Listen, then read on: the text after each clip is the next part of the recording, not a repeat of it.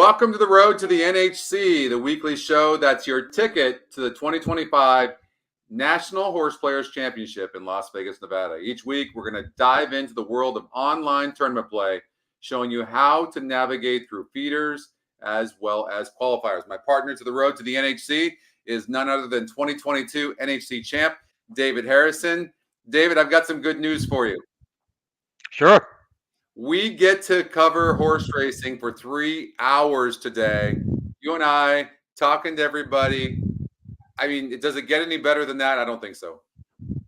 I think we're living a life. Talking 3 hours about my favorite sport, analyzing races. I know who's got it better than us.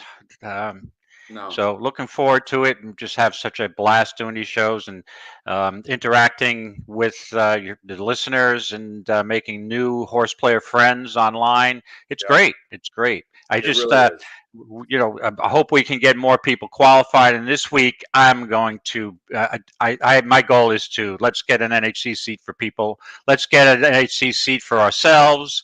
And let's bang it out good this morning, because it's been a couple of tough weeks with my picks but I'm ready to bounce back. And that's the one thing with these tournaments. You can't let lack of success affect you, because you got to keep plugging on and keep that confidence level. And that's one thing that used to happen to me. My confidence level got down. I don't let it bother me. I just brush it off and move on. So here we go. Yeah, big shout out to director, and what's up, Willie? Jeff in the house. It's good to see you, Chris. Chris Walsh produced last night. The weekend preview show has also been great. It's a new show added. I have some new ideas for a new show that I just thought up yesterday, so I'm excited to share that maybe in the next couple of weeks. Great. So that's coming up. I mean, people are I get people texting me and private messaging me about our show here. They really love what we're doing. They said they knew nothing about how to get involved in the tournament play, and it's really a lot of fun. The great part about it is you can control your bankroll. You really can. You just go, hey, like in this feeder we're about to cover. We're going to cover races 1 through 4 at Gulfstream Park, Monmouth Park race number 1, and Belmont Park race number 3. 6 races, all in about an hour and 10 minutes for $18. And if you get like in the top 30 or 40, depending on how many people, then you get to the qualifier. And then if you do on the qualifier, you make it to the NHC. We've had 3 or 4 people do it already so far since the inception of this show. Yeah, and we'd like to see more people. The more the better, because when we're in Vegas, the more listeners we have, we'll have more of a party, in my opinion. And by the way, I just want to respond. Thanks, Jeff. Thanks, Willie, and to great director.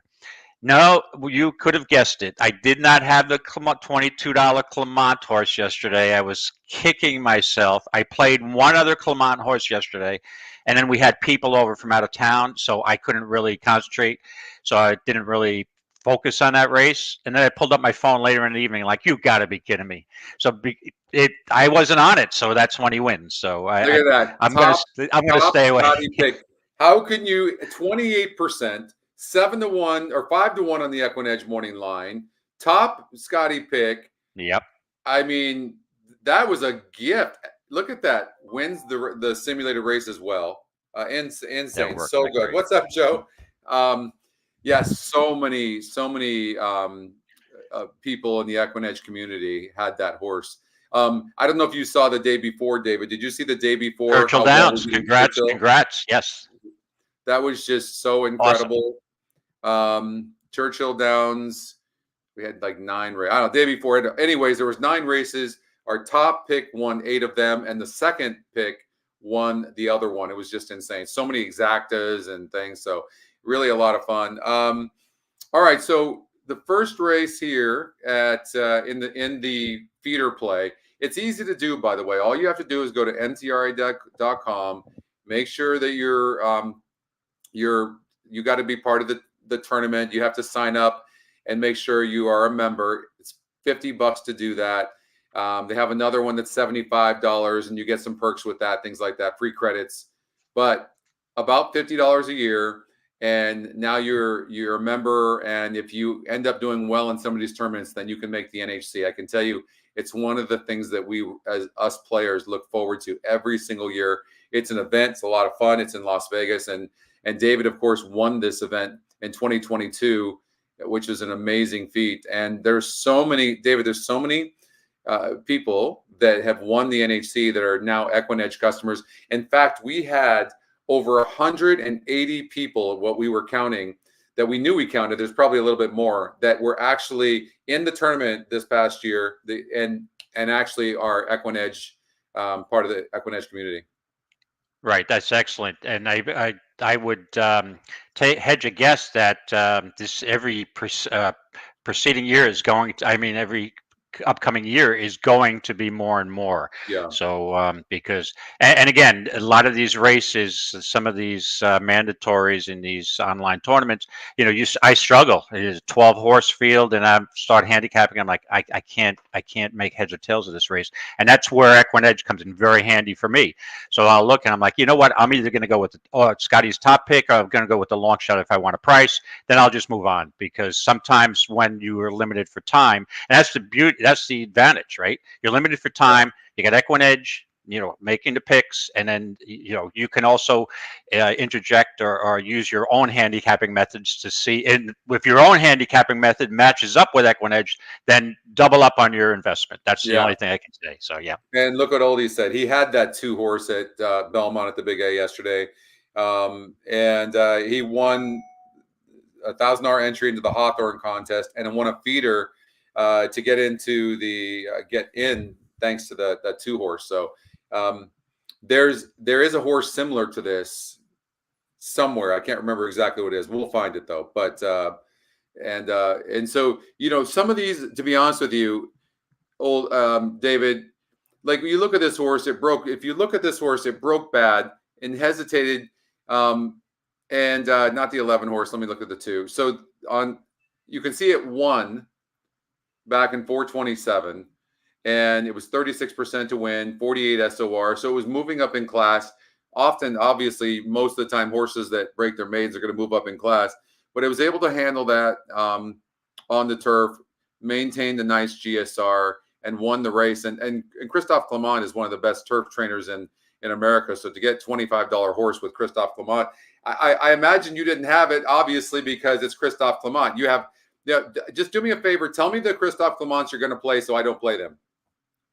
Yeah, well, we'll go through it today. I don't think I'm on any Clement horses, but I'm going to break the jinx. I tried it last Saturday on the show, and of course, the ones that I bet didn't run at all. And I was actually alive to 2 Clement horses going into alive in a pick 5 for over $2,000 on each ticket. And of course, I was kind of acknowledging that. Yeah, I'm probably not going to hit that. Right. But again, it's going when I break the jinx, I'm going to go on a roll with Clement. But I hate doing it to him, because I like, you know, they're good people, and you know, Acacia and the whole crew there. I don't want to throw a hex on them, so we're gonna break it. We're gonna break it at some point. Right. It's just freaky. Okay, so let's get going. We've got there's 6 races in this feeder. It costs $18, as you can see right there, to get into this feeder. If you were to click on this, you can buy an entry, and it's so easy to do. Just make sure you have some money in your account. Make sure you sign up for the NTRA first, and super easy. So we're covering, you can see Gulfstream Park races 1 through 4, Monmouth race number 1, and BAQ, which is Belmont at the Big A, race number 3. Okay, that all happens in about an hour and 10 minutes. It's a lot of fun. For $18, you have a really good chance of qualifying. And if you do qualify, and you get past this feeder, you go into the qualifier, which is $75. So this is a much cheaper way to do it, especially if you're getting your feet wet. Right, David? I'll get it out. Yeah. You faded out for a second. I lost you there. Well, you didn't miss much. I had a hard time saying feet wet. Oh, you get your feet wet. Yes. So with the feeder, the advantage of it, and I was explaining, like I said, I had people over from out of town, my wife's family, and I was trying to explain to them about the shows and the feeder, and I don't think they got it right away, but I'm like, well, here's the bottom line. You can get in on our feeders for $18. You place in the top 10%, you move on to the qualifier. And technically, if you hit the qualifier, you could actually get a Vegas seat for one investment for 18. Now, granted, it's going to probably take you more than one time, but if you just limit yourself, you have a limited budget, you can do $18 every Friday. You don't have to have deep pockets. $18 and then move on. And then if you decide I really love the qualifying races, then if you opt to pay the $75, then you could go for that option. But it's just pointing out that you don't need to have totally deep pockets. You can have a limited discretionary disposable income and still take a shot at Vegas. And once you get there, there's $2 million plus on the line to be split with between around 65, 70 people. So I would definitely, I would take my advice. It's for, if you're looking for a big score, there's your dream. It was one of my dreams, and I still can't believe that it happened. But so I'd like to go back and repeat. Yeah, there's never been a repeat winner, but it's that's that would that's be how so. hard Yeah, it is. and imagine the guy who repeats is going to be a legend. Oh yeah, Whoever that may be. Well, Eventually, it's going to happen. Yeah. Well, it will, but it's not going to be easy.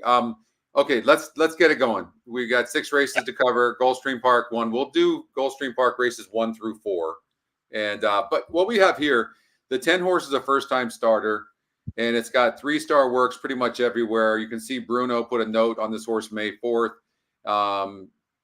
It worked 3/8 and company, passed, finished up a neck in front while doing a touch better. So it liked Torch this pass. I don't personally like when trainers work out a horse with 2 other horses. I like one horse. I don't know why. For whatever reason, to me, when there's 3 horses working, I don't see it as effective. They don't seem to win first time out. But that being said, don't see this very often. But let's run the simulated race. And it has the 10 horse touched is past winning the race. Now, the 7 horse, who right now is 7-1, 31%, EquinEdge second pick. And the morning line is accurate. It says the horse was going to go off at 7-1. So interesting that the 7's being dismissed because it's a horse to watch as well. But there we go. You can see the 7 on the lead. You and I both know 5 furlongs in the synthetic at Gulfstream Park. You have that kind of lead, it's going to be tough to catch you. Absolutely. And unfortunately, I'm looking at Gulfstream. 8 out of the 10 races today are on Tapeta, so I guess because of all the rain. So it makes it a little more challenging. Especially now you have first-time starters, majority. So you have 2 horses that have actually had 1 start. That's the 6 and the 7. So a lot of these horses that are live will take sneaky money. So if you see a morning line 8 or 12-1 and the horse is 4 or 5-1, it's taking money, and probably the connections think it can run. But with that being said, I'm using the EquinEdge picks here. I'm going to put the 10 on top. Torches past. You're taking a guessing game that this horse can run, but I love Munnings first time out. This horse is trained by Nolan Ramsey, which I believe is Ken Ramsey's grandson. He was an assistant apparently to Mike Maker. So it's not like Ramsey said, okay, my grandson is going to be a trainer and I'll put him in charge of the horse. He was a longtime assistant. Right. So I wouldn't go with any stat. I mean, he's won a race. He's 1 for 12 at Gulfstream. So I'm going to give the horse a shot. I'm going to put this horse on top. And the only other horse I'm going to use is the 7. The issue is, these 5 furlong races, so many times I've seen speed just go wire to wire. I'm thinking, now the 7 and 10 may go at it, but who do I have any confidence in to close? So I'm not sure. There's a first-time starters races. These maiden special weights are kind of challenging. So I'm just going to go with the logical horses, 10 over the 7. One of the things the race simulator can't do is kind of calculate, okay, the horse is on the outside. Yet, one day, hopefully it'll be sophisticated enough that we can make it do that. That being said, the 10's got that outside post wide, and the pace number is only a 32, where the 7 is a 57. And I think the gate works here for this 10 horse, David, are kind of speak volumes, right? 17 of 52 going 3/8 here. And here going 4 furlongs, 51 of 73. Normally, not always, but normally, if you're going to see a horse that actually has some speed, they're going to show faster gate drills. And I'm not seeing that here. And I do think I know this horse can run and fits here definitely and can win this. But with that outside post, not very fast, and the 7 has substance to it. I mean, it barely lost last time out. I mean, and speed usually holds. And you're getting 7-1 right now. There's no way this horse goes off at 7-1. I know the morning line is 7-1. No way. This horse is going to get bet down. For me, this is the horse you have to use. Yeah, see, I would have put this horse on top, but based on its last start, right, which just missed by a neck, held the lead, and just kind of got caught. But that's a 3-horse field. That was a 3-horse field. So that's why I decided, okay, well, I'll put the 10 on top, figuring the first it can run. The other horses I think you have to watch out for are the Cassie horses. The 2's taking money, Fighting Words, Morning Light. Well, 3-1 expected to take money. So, but yeah, Fear of the Facts runs back to its last race. Probably a winner here, but is this horse possibly going to get caught again? And is this the fact that this horse was in a 3-horse where it was not much competition? So we'll see. But I think those are you bring up a good point. Logical horses. No, you do bring up a good point on this. Here's the thing. Look, this is a very fast gate drill here. 7 of 23, 37 and 3 is not bad. And look who's aboard. Jaramillo is aboard for Mark Cassie, and the pace number shows a 54. There's nobody better than him at getting a horse out of a gate. So what this horse could go gate to wire. This might be the other horse. It's also 5-2 on the EquinEdge morning line. One of these 2 horses is getting the lead, and what we could see is the 2-horse and Jaramillo, there is nobody better than getting a horse out of a gate than Jaramillo. If he shoots out to the lead and clears, then this horse goes gate to wire. Done. It's done. And that actually might happen. I will say that. I'm actually changing up a little bit because it is a first-time star with Jaramillo. It is Mark Cassie. Jockey trainer combination with these 2 is 15%. He uses Jaramillo.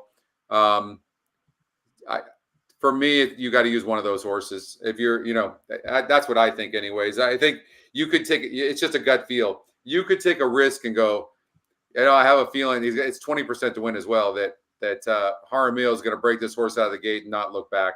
And that's certainly a possibility. But look at the 7 horses, broke on top in 2 straight races. But look, it faced only 3 other horses in its first race, and it faced 2 other horses in its last race. So actually, the more I'm looking at this, the more I'm starting to really get on, especially with the EE morning line being 5-2. That's the lowest morning line with all these horses. Maybe this is the horse we have to be looking at, the 2.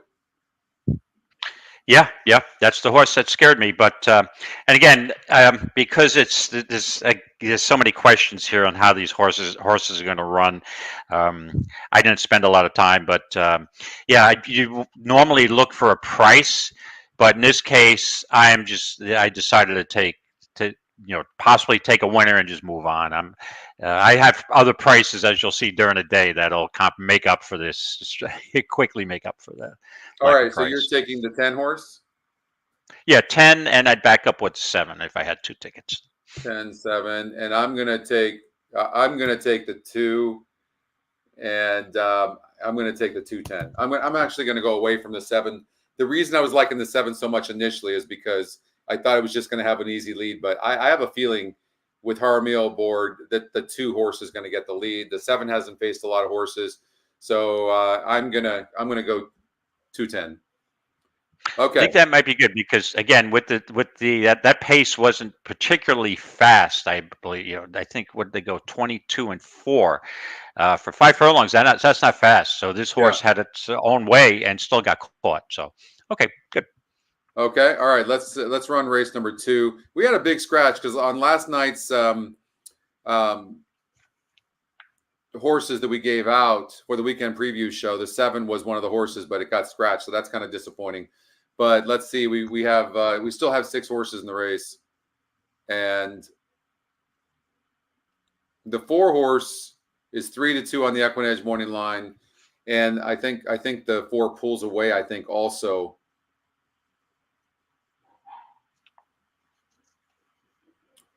So did you look at this race, David? Yes. I looked at all these races, and I am just taking a horse here and then moving on. The horse that I focused on and I really do like is the 8. Things Getting in Harry. This horse is back at the same level that it dropped down to the 12.5 from maiden 16, and has an excuse. The horse didn't get off well. Now takes blinkers off. I'm not sure what that's going to do. This horse doesn't have much speed, but I think at this level, this horse is a good fit. And I like the 8-1 morning line because this day is going to concentrate, as in my mind, for me at least, trying to get as much value, even if I don't like the horse to win. I think that sometimes I'm looking just to move on with a winner, and I see like 20-1 shots or 18 to 15-1 shots running second, and I'm getting more on that. So I'm looking for a little more value today. So I see 8-1 morning. Now you're not going to get that with the 2 scratches, and the EquinEdge morning line is now 7-1. But if I can get 5-6-1 on this horse, I'm all over this horse. If I had 2 entries, I'd be on the 8 on both. I just think this horse. It had 3 out of 4 starts. It's had excuses. First start, hesitated. Second, got off cleanly at a higher level, was claimed. It's kept at the same level, then was checked early. Next start, bumped. So I think this horse with a clean getaway could be tough here, and I'd like to cut back a little bit to a mile. So I'm all over the 8. Goes to a new trainer, Negretti, who's 0 for 12 with first out horses. Instantly puts Greenridge, the bug, and gets 111 pounds. And it's also the EquinEdge long shot. You can see it's moving up in GSR from 46 to 58. So you can throw out the last race. I mean, the GSR was low. It doesn't want to be 8.5 on synthetic. So, I really don't think you can go wrong with anything here. The 1 was super interesting, going from 8% to 28%, and the GSR actually goes up. It's a 3rd-time starter, goes on dirt long, going a mile for the first time. Certainly you have to believe that this horse can improve, dropping from 25,000 to this 12.5 level. The 4 horse, I know the simulator has this horse winning, but 0 for 18 with 6 second-place finishes. It got second last time out, burning some money. But every time I play against horses like this, because traditionally I just can't back a horse like this that's burned so much damn money, David, and they freaking win. I mean, the simulator has this horse winning, by a couple of lengths. I mean, that's pretty good. Plus 3-2 on the EE morning line. I mean, it's only 21%. Yeah. Again, it is a weak field. I'm on the 1, and I'll tell you why. Look, the simulator has the horse backing up, but you know how these horses can be. You know what I think happens to a horse like this 1? So many horses have to have the lead. So many of them. And I'm going to guess that this is the type of horse that is going to be better being clear on the lead. I think Morelos is going to send this horse hard. And, and many times these horses just don't pass horses. So I'm going to, it's a horse to watch as well. It's 29% horses win in this situation. It's 28%. So I'm going to go with the 1 horse in this race because I think the horse is going to clear. And so many of these horses, that's what people don't realize. So many of these horses lose their heart. It's just, and you can see it sometimes in the workouts, David, where they run with their head up. And those types of horses almost always have to be on the lead for their best. And so you have a horse like this that's lost ground in 2 straight races. But look at the last race. It faced a lot easier group and was only 3.25 lengths behind. And that wasn't getting the lead and then loses ground. If this horse can clear early and the simulator says it's the fastest horse, then, and it's 28% to win, there's some things lining up. You got blinkers on. Blinkers on for 2. So, and blinkers are added too. Well, there you go. You see? So blinkers added. Yeah. Blinkers on. This horse he's going to gun from the rail. The only thing usually I prefer to see I prefer a cutback rather than a stretch out. But you make a good point here. This horse could be long gone, and this is a weak field. These horses, may not have the will to win. And the concern I have, Scotty, is you got a couple of other stretch outs. Is the 4, which we discussed. Never only tried it's 0 for 18, right? What else can you say? Yeah. I'm not really interested. And it's been mostly at sprints. I see a mile and 70 yards there, and the horse didn't really lift the hoof at a much higher class level. But yeah, I'm not. I don't see the 4. But so I'm using the cut back here. This horse might have a little more bottom, a little more conditioning than the 1. But the 1's definitely eligible to go wire to wire. I can easily see that. All right, let's go to race number 3. And let's play the race. I've eliminated the 3 and the 7 because they just didn't look good to me. So unless you like them, I'll bring them back. But otherwise, I think we're good without them. Let's see here. Yeah, you can toss them. Yeah, we're on the same page.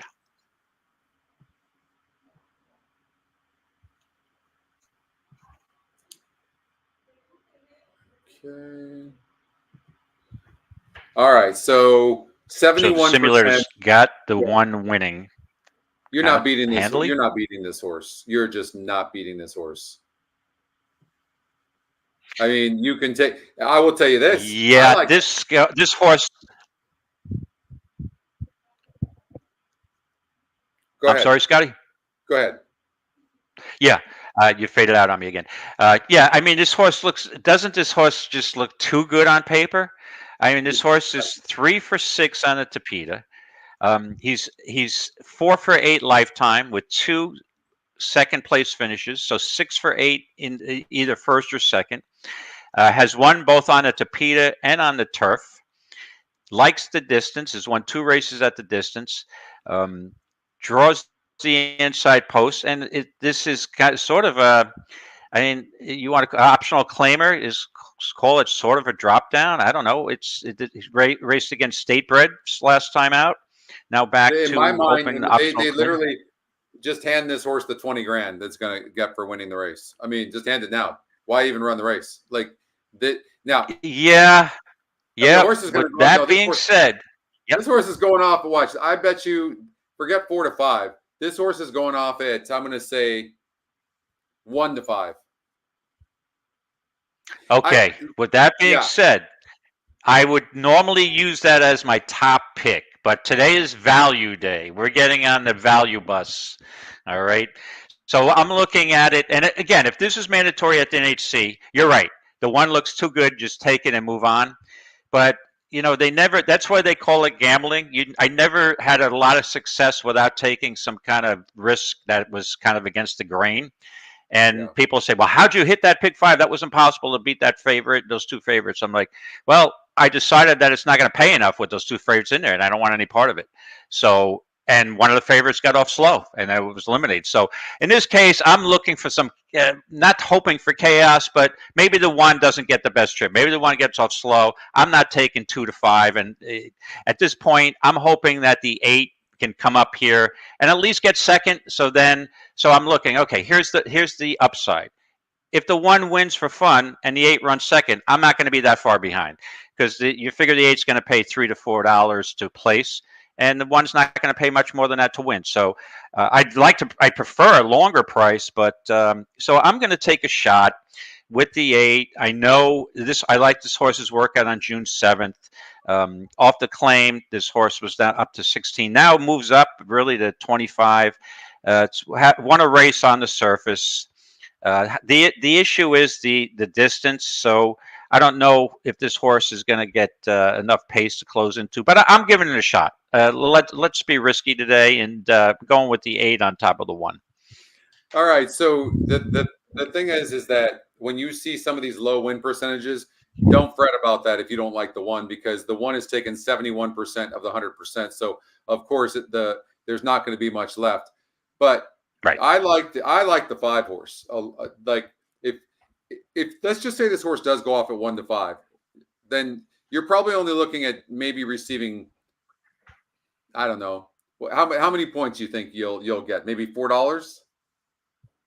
Well, you Not figure even that. two. No, not Maybe not even. Yeah, 450. Yeah, I mean it's going to yeah, be low. yeah. You'll get more because you're gonna get $4 either way. So You're going four, to get you 220 probably and get around 520. 210 and 210, right? That's what you'll get. Yeah, I think. you I may think you're get a going little to. more. Yeah, yeah, about that. Yeah. So you're not. So if you miss the winner and you get the second place horse, you're not really. Well, you have to Who cover. knows? That's what I'm It's saying. just I I really just like the and if five. for some reason the one gets a bad trip, something happens. Okay. All right. Yeah, that Well, could if be a that hunch play for happens, me. Pack if that plays, RV happens, pack. that's a Yep. different ballgame. No, this is all strategy. The point is that let's just say I think the one has to fall to lose this race. But that being said, it's still a horse race, and you never know. Now, if you're going, I don't mind losing the 440, 460. Let's just say $5 total. I don't mind losing that. That could cost you later. That $5 could cost you, or It could. if you Yep. if you beat the one, which is unlikely, but you were able to beat the one, the five probably goes off at everybody's going to be an overlay. So the 5 horse goes off at 10-1, and all of a sudden now you've automatically just qualified. Buenos dias, Oscar. And so you can't take if you take the one and it loses, you're screwed. I mean, you're pretty much out. And so you can play defensively that way. So you know what? That all being said, then I still think the one is a cinch, but I would go with your gut. But I think the 5 horse is the second horse, like clearly. Not even, I don't even think it's close. Okay. Yeah. So we're using the same approach, but let me ask you this hypothetical: Okay. if you're playing a say a pick 3 or pick 4 with this race involved, are you singling the one? Maybe on a bigger ticket, I'm singling the one, like way bigger, and then I would do a cover for me because I do like the 5, and I would put the 5 in there. Right. Right. You know, Right. Because that's the key to these horizontal wagers is that if you can beat a horse like this, and then move on and then get a decent price along the way, and like pick 4, then you're way ahead of the game because so many people are going to be singling this horse. Yeah. One of the reasons why the 7's the EquinEdge second pick, but I think the 6 and the 7 are going to duel, which means that the 2 horses that get the finish are going to be the 8 and the 5. So that's the way I'm interpreting the race. And the reason I like the 5 over the 8 is because the 8 horse, if you see the SORs, David, they're 44, 40, 38. Today's a 54, where the 5 horse is faced 56, 60, 56. 4 races ago beat a 52 group. The 5 has more class than the 8. That's and more speed for that matter. So that to me that makes the 5 a much better play for my liking, anyways, than the 8 horse. And if I'm right about the 6 and 7 dueling, then the 1 and the 5 are the ones that are closing. So that was my thought process in that race.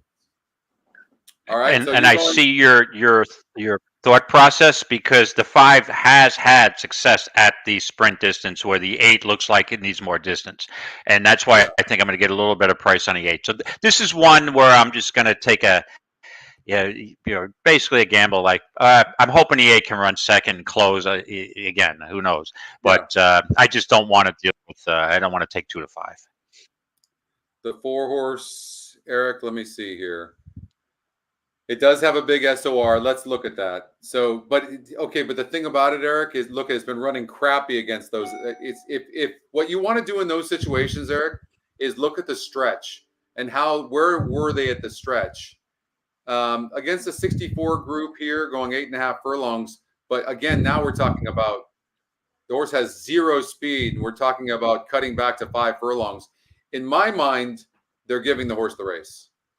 Because the thing I don't like about it as well, the 4 horses, the GSR is dropping as well to 46. And look at this horse faced a 50 group at 2% with a 45 GSR and got 5th by 11. Had some just failed to menace. I think you're looking at another trip like that. They're going to give this horse the race. It's going to finish not very well probably, and then you're going to see this horse going back long on the dirt. That's most likely what's going to happen.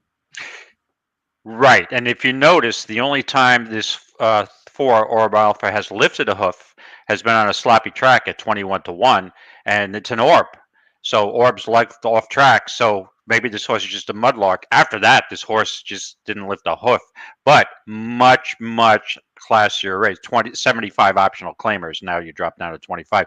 But this horse looks like this horse won at a mile. So this horse looks like it needs distance, and so to me, this is an absolute prep race to get a horse to race over the track. And I'll tell you another thing over at Gulfstream Park too. I don't remember the last time I saw a horse with a 1 pace win, unless it was going 2 turns on the synthetic, let alone 5 furlongs in the synthetic. That just does not happen. Yeah, I agree. So, you know what I mean? So, yeah, the pack. What's up, Steve? Okay. The pack is back. Okay. Let's go. So you have 5, and I'm just using the 8. If I have 2 tickets, I want the 8 on both. Now, we obviously believe the 1's going to win the race, but we're going to go with some prices. But you can choose to go with the 1, and absolutely would not blame you. There is nothing wrong with taking free points. What we're doing is gambling right now, saying, okay, but if the 1 does lose, if the 5 or 8 wins, then holy hell, we just got some points. So yeah, right. Right. If the 1 does lose, you can think, I'm out, they're out, and Scotty and David are in because they picked against them. But that's why they call it gambling. So I'll take the risk here. But again, if somebody asks me, I'm at the track, and a buddy asks me who doesn't know horse racing, who's going to win this race? I don't care about the price. Who's going to win this race? I'd obviously say the 1. Yeah. All right. This is race number 4 at Gulfstream Park. You have to have in your pick and praise, you guys. You have to have in all your plays. So don't wait. Start filling in your sheets, if you will, on horseplayers.com, and then then you'll be ready because the first race at Gulfstream Park, that's where it starts. So you want to be ready for that. All right, simulation has the 7 winning the race 5. Again. Now, I don't mind the horse not having speed on the synthetic going 2 turns. In many cases, horses come from behind to win that. What I do mind, though, is the amount of money this freaking horse has burned, David. Holy hell. I mean, look at this. Was the favorite 4 times here, 2-1 here, 4-1 here, and just keeps on picking up checks, but they're minor awards. I can't use the 7, especially with like no speed. What this horse is going to be 15 lengths back.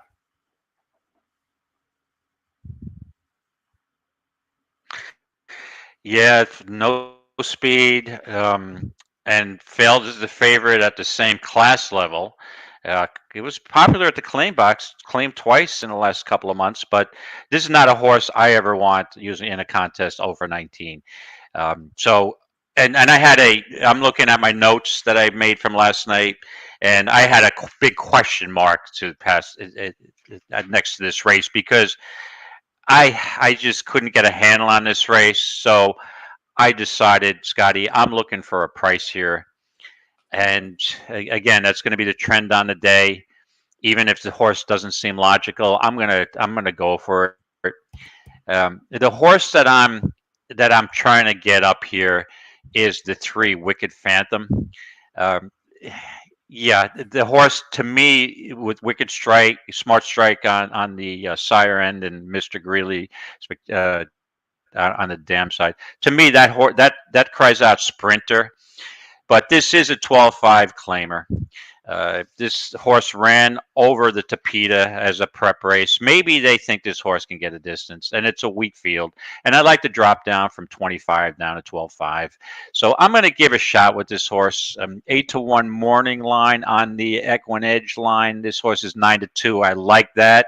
And I will never use Barry the Builder, so that narrows me down. And the other horse that I was going to consider was the 9 Grand Tower, but that horse was scratched. So I kind of just fell into the 3 Wicked Phantom. And I guess if I had 2 tickets, I'd probably throw the 1 Rapscallion on there. This horse usually fires and runs pretty close, which could lead to a second place finish here in any case. So I'm going to be on 3-1 here, Scotty. All right, I'm on the 1. This horse got 1 second and 2/3. But what I like about it at this level, it's not a money burner at this level, right? Even the 16,000 it dropped, similar, was 46%, did lose, got fourth. But this horse was dueling. And this horse can be near the pace, going to save ground on the inside. I'm having a hard time actually making a case for this horse as well. I think you're looking at a really tough race. It lost at 46% last time out. It's actually burned money as well, honestly, the more I'm looking at it. But the race simulator does have this horse and the 7 pretty far in front, but I don't think these are, maybe you have something here with the 3. I really want to find a horse that's not a proven loser, but they're all proven losers. This one's not. 12%. Right, and I do. Yeah, Go ahead. yeah, I do have concern. Again, the 4 drops down also, and so does the 5. But the bottom line is that what I am concerned a little bit about is the Delgado barn has now gotten a little cold. They're 1 for the last 18 at this meet. So, but again, it's such a weak field, and I'm just reaching for a little bit of a price. With the 2 scratches here, I know I'm not getting 8-1, but if I can get 5-1, I'd be happy. Yeah. Wow. Yeah. Thank you. So yeah, the more I'm looking at this, the more I'm actually struggling with this. So I'm not going to go with the. I don't think I'm going to go with this one. I'm trying to find a case where here 42, 19%, 50. So on the synthetic, the last time this horse ran on the synthetic, it wasn't bad. The time before that, it got pinched at the start. Yeah, you know what? I think that's the best chance we have. At least the one horse has some speed, and maybe these horses are so bad. Okay, here's the case I'm going to make for it. These horses are so bad that they don't finish, that the one horse who's tactical and is going to save ground from the inside by default wins the race, and the 7 horse keeps burning money and has no speed and comes from way behind. So I think it's going to come in 1-7. All right, there's my case. Okay, you're on 1-7, right. And I'm on the 3-1. Okay. Okay, Monmouth Park race number 1. This is the 5th of the races.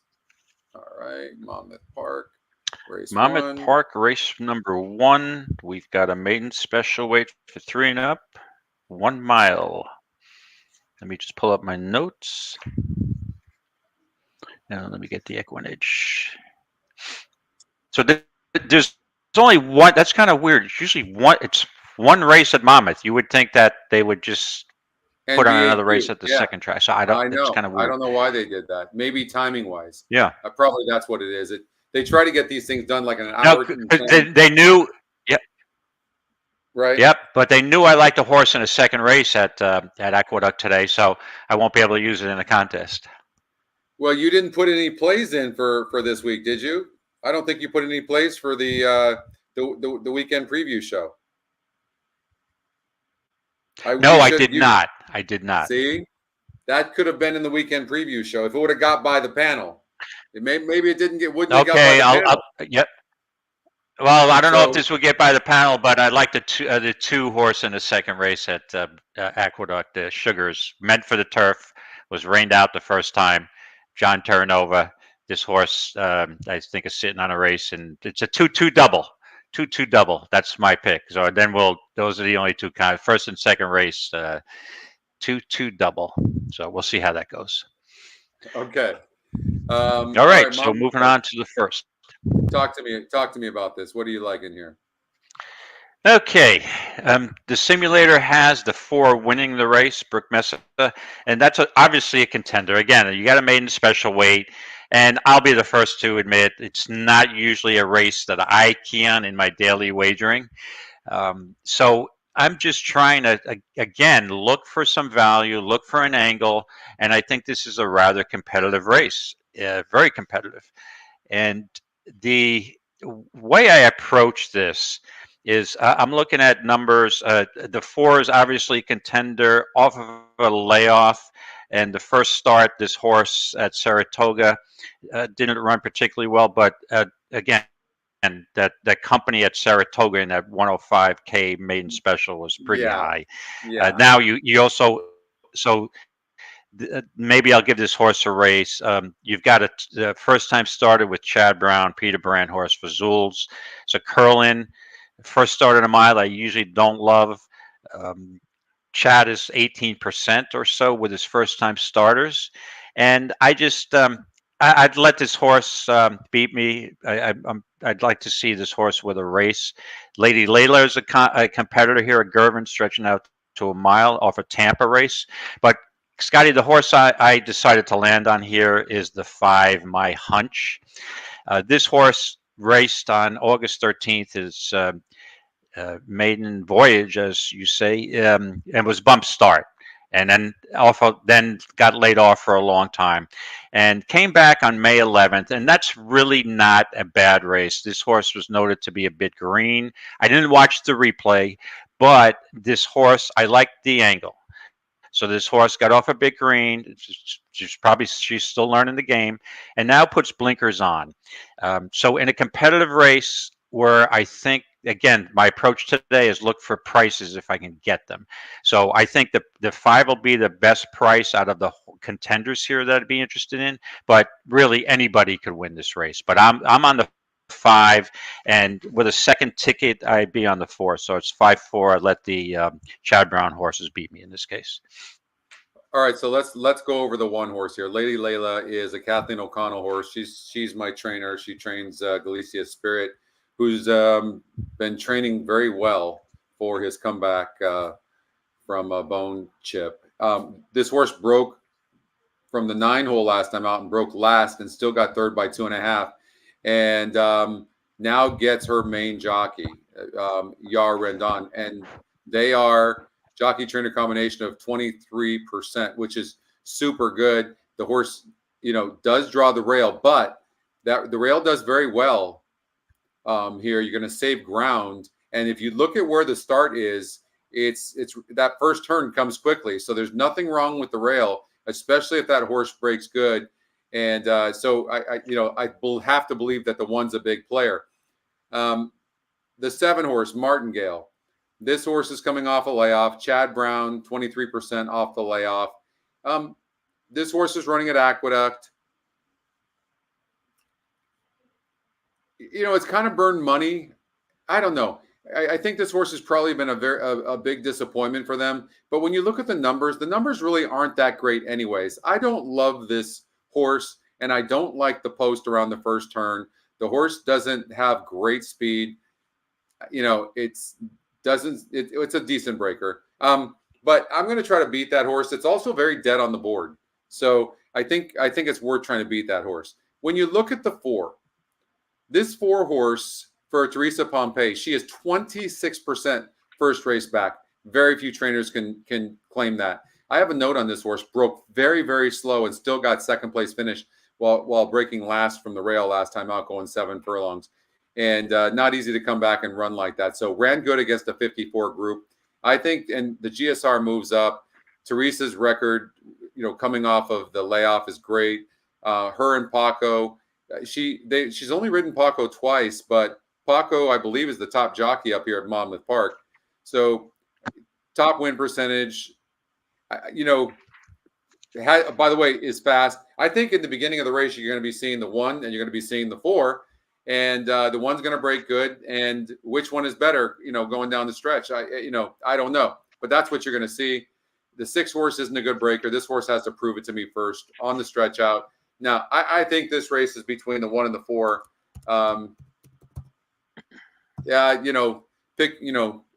Pick your horse. For me, it's a toss. But I think that Rendon is going to get this horse out of the gate very, very good and could be very, very tough gate to wire. But I also like the 4. But the 1 horse might have the advantage, as the 4 horse hasn't been seen for about 7 months. Yeah, and Terry Pompey's numbers, like you said, off the layoff are real good. That number you can work with. But so you're taking a 4 over the 1? I'm going to take the 1 over the 4. Okay, you get a little bit of a price. Yep. Who are you going with? Okay, You're 1-4. I am 5-4. 5-4. Okay. 10-4. Okay, we're good. Okay, 10-4. We're good. One more 10-4. race to go in the feeder. We move quickly today. And that is BAQ race number 3. You had horses in race number 1 and 2. The least you could do is give us a winner here in race number 3. Okay, now you're getting to my comfort zone. Okay. I know these horses so well, and I want to talk. You want to run the simulator first?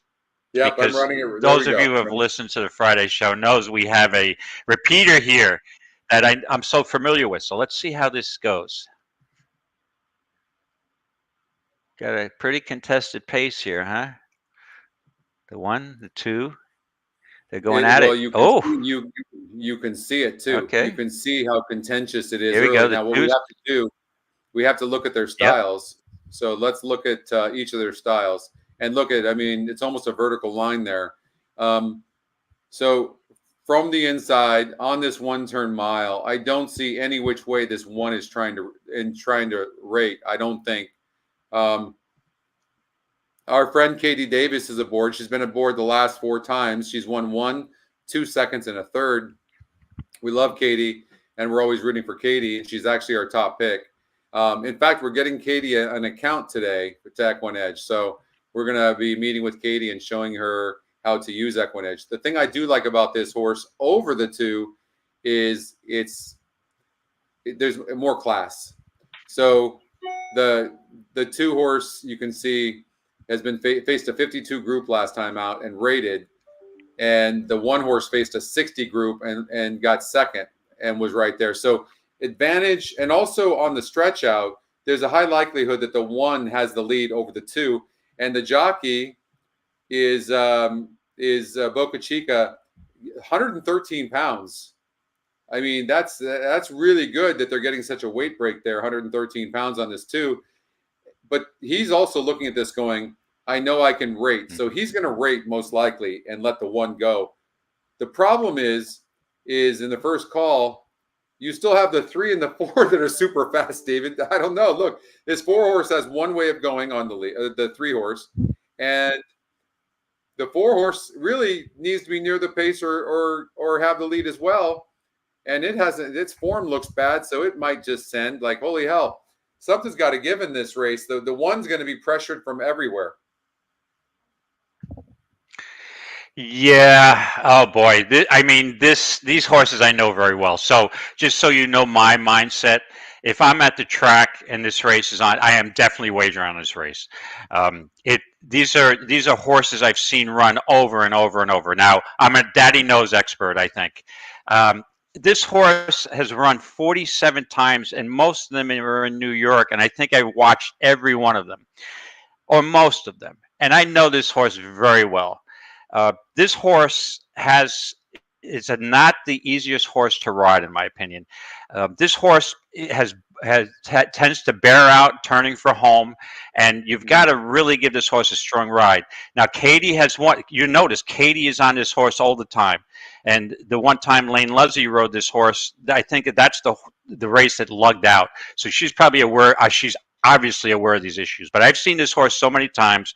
I had major dollars on this horse, singled in pick 6s, and I'm not that I'm done with this horse. This horse has run 2 nice races in a row, actually 3 off that win, and I had Daddy Knows on April 14th. So I don't want any part of Daddy Knows here, to be honest with you, Scotty. I'm going through the field and I have knocks on everybody. So it's a process of elimination. So let's eliminate the 1 first. Okay. It's off the claim. And Oscar Barrera, the numbers off the claim are just not in my realm of acceptance. I need to at least have between 10 and 20%.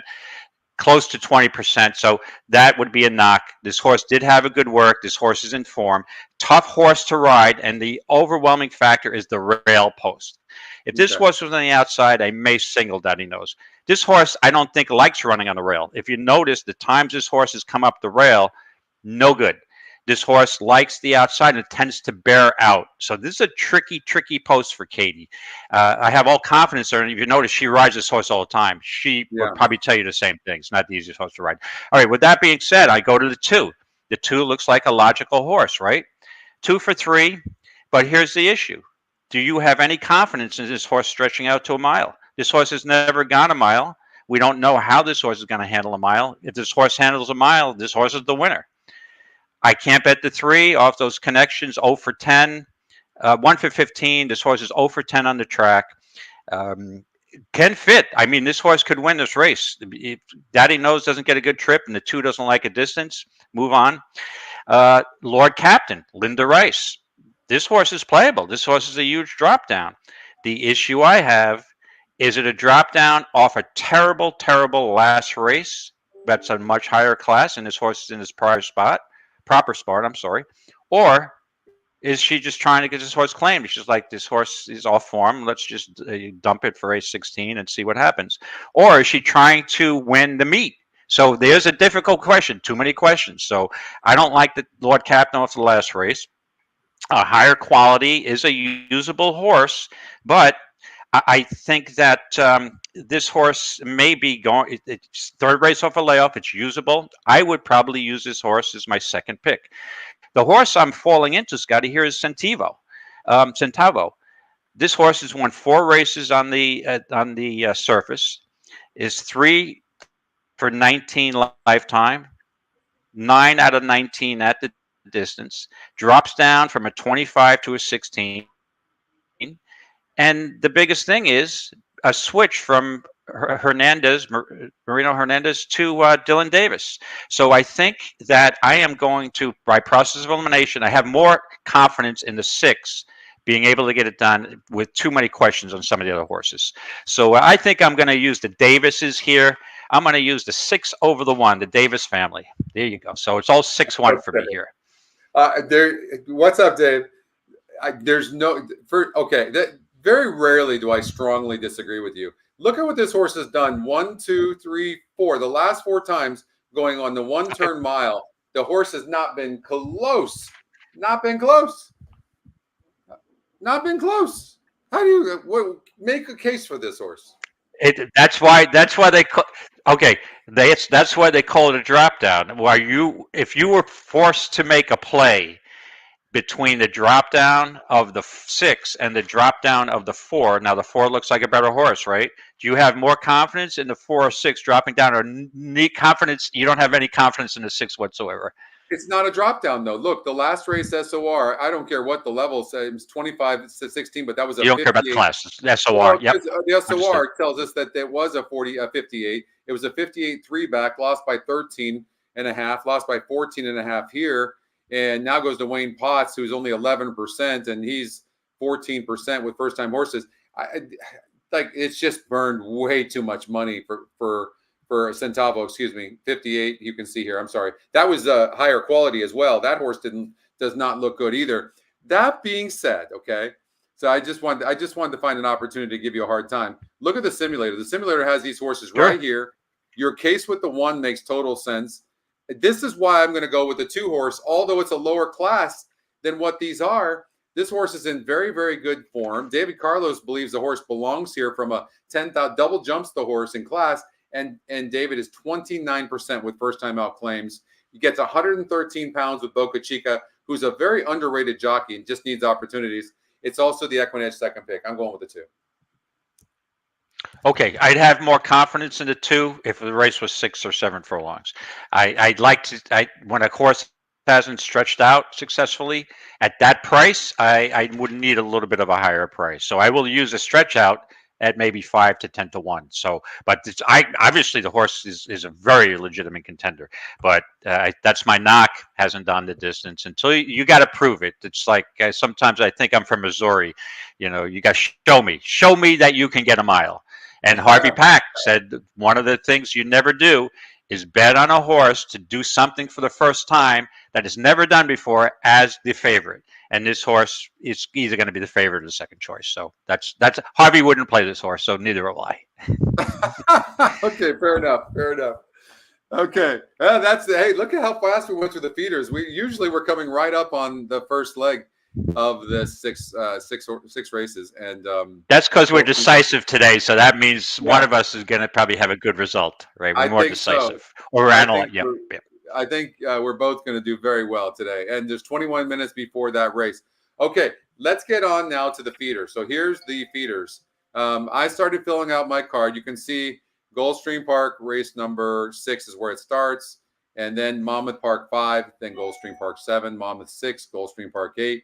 Then introducing BAQ 8. Then back to Monmouth 7, Gulfstream Park 9, BAQ 9, and then finishing off Gulfstream Park 10. So there's 10 races. Now, if you finish in the top 2 here, I believe, right, David? It's going to be the top 2 usually? It depends on the amount of entries. It's one in how many? 60? It might be 3, actually. 65? Yeah, total entries so far. Could be 2 or 3. Yep. There'll be 2 or 3. So if you finish in the top 2 or 3, then you will make it to the NHC, which is just will be the time of your life, believe me. So let's see here. All right. Oh, but the first race is the 6th at Gulfstream, correct? First race, so we're going to go over there in 1 second. In the qualifiers. In the qualifiers, yeah. It's $16,000 race. All right. Oh, yeah. I mean, but that's in January. So much changes. I'm looking at the horse's form. The horse's form was pretty good, other than this 9 furlong race, but had good form here. Whereas then it's just gone bad ever since then.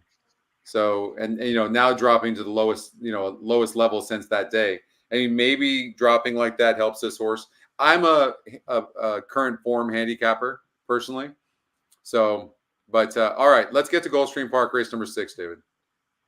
Here we go. Okay, you run the simulator now. Okay, you're going to see a lot of horses at the bottom here because I handicapped all these races, most of them. I think maybe even all of them a little bit. Now, I struggled with some of them. I feel like I narrowed this field down to these 3 horses. Can you tell us who you like in this race? Oh, boy. This race I really struggle with. When I looked at the first race, the Tapeta race, the first of the qualifying races, I threw my arms up and put a big question mark next to my notes. Okay. Then I went back when I see a race like that. Same thing have happened at the NHC. This is a mandatory, and I start handicapping the night before. If I spend 20 minutes to a half hour in a race and I still haven't made any headway, I'll walk away and come back an hour or 2 later. And then let me take another fresh look at this. So that's what I did, and I still, you got to pick somebody. It's mandatory. I mean, this is such a wide open race, and it's not usually a race that I would key on in my daily wagering. But I am going to, hold on 1 second. Let me just pull up EquinEdge for some reason. Yeah, I'm going to again, like I said, when I struggle with a race, I rely even more heavily, and rely heavily already on EquinEdge. But I'll have the EquinEdge assist me on this one. Definitely. And I'm going to go with the EquinEdge long shot, the 1 Confer. And basically, this horse is an eligible contender, hasn't been off, it's got a brief freshening. And to me, this horse stalks from the inside post off the speed. Now, I was hoping there would be a scratch in this race of either the 3 or the 4, because I thought if one of those horses were scratched, that the other one has such a pace advantage that it would be a no-brainer. But in this case, I think the 2 and 3 will be, contesting the pace. I think the 1 can sit a cozy trip. The 1 has won a race over Tapeta. Again, I'm a little concerned with the inside post, but I think this horse is in a good spot. I like the brief freshening, and the barn's been okay. I just think that's again, like, I really struggled in this race. So you got to pick somebody. So I would do the 1 over the 4 here. So it's 1-4 for me. For me, it's easy. Unless one of them breaks bad. Jaramillo's on the 4. The 4 has to have the lead. Even when it's had easy leads, it's stopped, and it's dropping to a 48 GSR. Now, I don't mind the GSR itself because when you compare it to the field, David, it matches up. So look, you see all those down arrows, our surge indicator, those are all down. So many of these horses, all of them embracing on different surfaces, and they don't really have synthetic breeding. But you can't let that completely deter you because it's competitive within the top GSR. Now, the the 1 and the 2 have the top GSRs. But if they both break good, the 3 horse is the real deal. This 3 is a decent horse, and it needs the lead. And Diaz is sending, and you know that Jaramillo is sending. So that means the 2 of those horses are just flying in the beginning. We can see the first call, right? So that usually opens the door for long shots. But so let's just say we get rid of these horses here, 3, 8, 7, 6, and let's just assume the 4 horse is going to back up, drop in GSR big, dueling with the 3.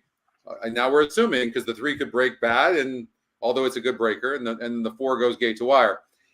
Those are your closers right there. Those are your closers. And by the way, right. Closers, unless you're like a really good horse in the field, and you're the lone speed, you can win. But by the most part, you see horses closing on the synthetic going 2 turns at Gulfstream Park. Right, so, and I don't mind an outside post on the synthetic going 2 turns too. Yep. Right, so pick your horse. The 1 horse. Let's just look at these horses. So 2 back. The 1 horse faced a 52 group, was 17%, same GSR, and got 4th against 4 other horses. In 9 tries at Gulfstream Park in the synthetic, $37,000 earned. The 2 horse on 10-14 faced a 54 group, was 7%, 52 GSR, but broke bad. Head turned very slow. I mean, throw that race out. And against a 56 group right here, only lost by 4 1/4 lengths. Gets 115 pounds. You could get a price here, but and then the 5 is dropping in GSR pretty good. But you can see right here, faced a similar group, but was 31% that day. Now is 14% and got a 2nd place finish and only has 5 wins and 38 tries. Like, for me, I agree with you. I think the 1 has has some tactical speed. Say on the inside, probably going to be about 4 or 5 lengths back, 3 or 4 lengths back, and the 1 horse is going to be most likely back-to-back winners.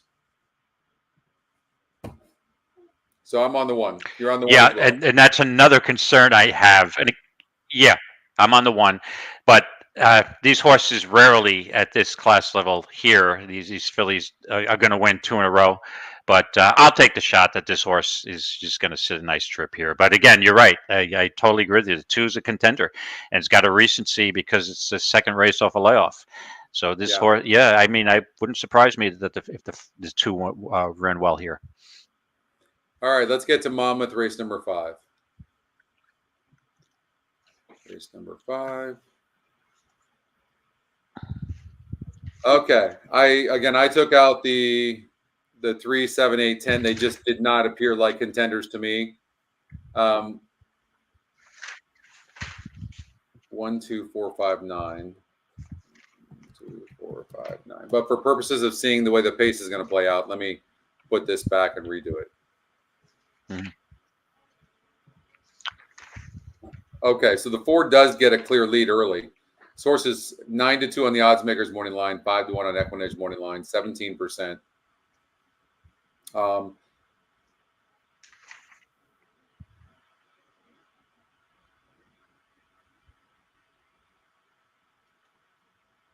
I'm going to get rid of this 3, get rid of the 7, get rid of the 8. And, I mean, the 10 horse is not without a look, so I'll just keep the 10 horse in there. The 4 has an easy lead, so I know we show it backing up, but the GSR maintains the same. The win percentage goes up, facing similar. And Sweezy, he's sneaky. He's 14% off the layoff. First time with the horse, 15%. Bravo's aboard. I am weird with Bravo. I personally like Bravo on horses to come from behind. But I mean, he's Mr. Jersey. But yeah, personally I do. But I mean, he dominated, Monmouth Park for years, as you know. Oh yeah. He was the leading rider there on a yearly basis. Yeah. He's been around for a long time. Yeah. And yeah, he used to ride at the New York circuit some years, and then he would just get the best mounts at Mount Monmouth.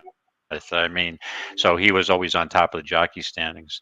Um, yeah, this race is an interesting race. I actually like this race. So in my daily wagering, it's probably a race that I would consider using. You've got a couple of Chad Brown horses. You got a Shug horse. This is a pretty competitive race. And I know I said I'm looking for prices, but in this case, I think I'm going to concentrate on the Chad Brown horses. Chad Brown on turf. I mean, how can you really go wrong? The 9 horse is the horse I'm going to key on here. There's nothing wrong with his last race. This is his first race on turf, shipping up from Tampa, where they started him on the dirt, which is interesting because normally if Chad knows he's got a turf horse, he puts him right to the turf. So that is a little bit of a concern. But that off that race, if that horse wins that, runs back to that race, to me, this horse is a likely winner. And if you notice, there's a trouble line there. This horse was steadied early. It's probably a little green, but I like the outside post stalking whatever pace there may be. And the other horse I'm really worried about, and I'm considering if I use 2 tickets using this horse also, is Chad's other horse, Underinvested. When Chad's got 2 horses, you usually take the longer of the price. And I like the inside post. You don't have to worry about that, in my opinion, because Chad, this horse is probably not going wire to wire. That's not Chad's style with his horses. I think this horse is going to lay back and make one huge move. He's a Justify. So for me, it's all the Chad Brown horses. I'm going to use the 9. Would be my main play. And if I was using a second ticket, I'd use the other Chad, the 1 Underinvested, and you will get a better price than Underinvested. So it's interesting that Joe Bravo gets off of the 9 horse after barely losing in that last race on Chad Brown, and Camacho jumps aboard. I find that super strange. Although Chad Brown and Camacho are 31%, so maybe Bravo was taken off of the horse. That's certainly a possibility. What do you make of this 5 horse Juan Valdez? Because this horse, has burned money. I mean, look at 5-2 here. I mean, it never seems to get there. It's been on the turf the last 4 tries. 8.5 furlongs, it did very well 2 back, and it goes from 19% to 30%. GSR drops a couple of points, and it's facing what looks to be a little bit easier. But it lost by 21 lengths last time out. I mean, it's strange. Yeah, Scotty. I looked at this. I gave this horse a long look. This horse has been racing against some good company down at Gulfstream at January. That was the championship meet, right? Also March, and just basically missed a Better Bet. And I believe Better Bet came back and won. So this horse is definitely a contender, no doubt. And okay. the thing is, again, off that last race, I don't know what that was all about at Churchill Downs, but probably a higher class horse field. So, and it was the favorite. So I'm not sure if this horse is going off form, but it definitely a contender. But to me, 7 starts, maybe not a winning profile. So I'll go with the more lightly raced Chad Brown horse. I think the 1 horse is probably very live, because when I look at the breeding, it's first of all, people don't spend enough time looking at the owners. Claridge Stables, they are no joke. I mean, they've got nice horses. Look at the dirt tab, though. It's a 78, and this is a Justify. I don't know what they paid for this, because we don't get that information yet. Hopefully we will this year, and we'll be able to show what they paid for the horse and what sale. But, I mean, this horse has got numbers in the 90s. I mean, this is a really, really well-bred horse. The Dam, Rosie Humor. See if we can get the past performances to pop up. We've been having issues with this, but Scotty, I did do my research. Yeah. The 1, especially in maiden races, which I do extra research on, price, the yearling prices or the sales. This horse sold for $350 The Keeneland 350. November 21 sales, and the 9-horse, it was an Into Mischief, sold for 525 in August of 22. Okay, so out of the yearling sale. So look at this Yep. thing is. I mean, it should want dirt, but the turf's not bad, and these aren't that great of horses. Um,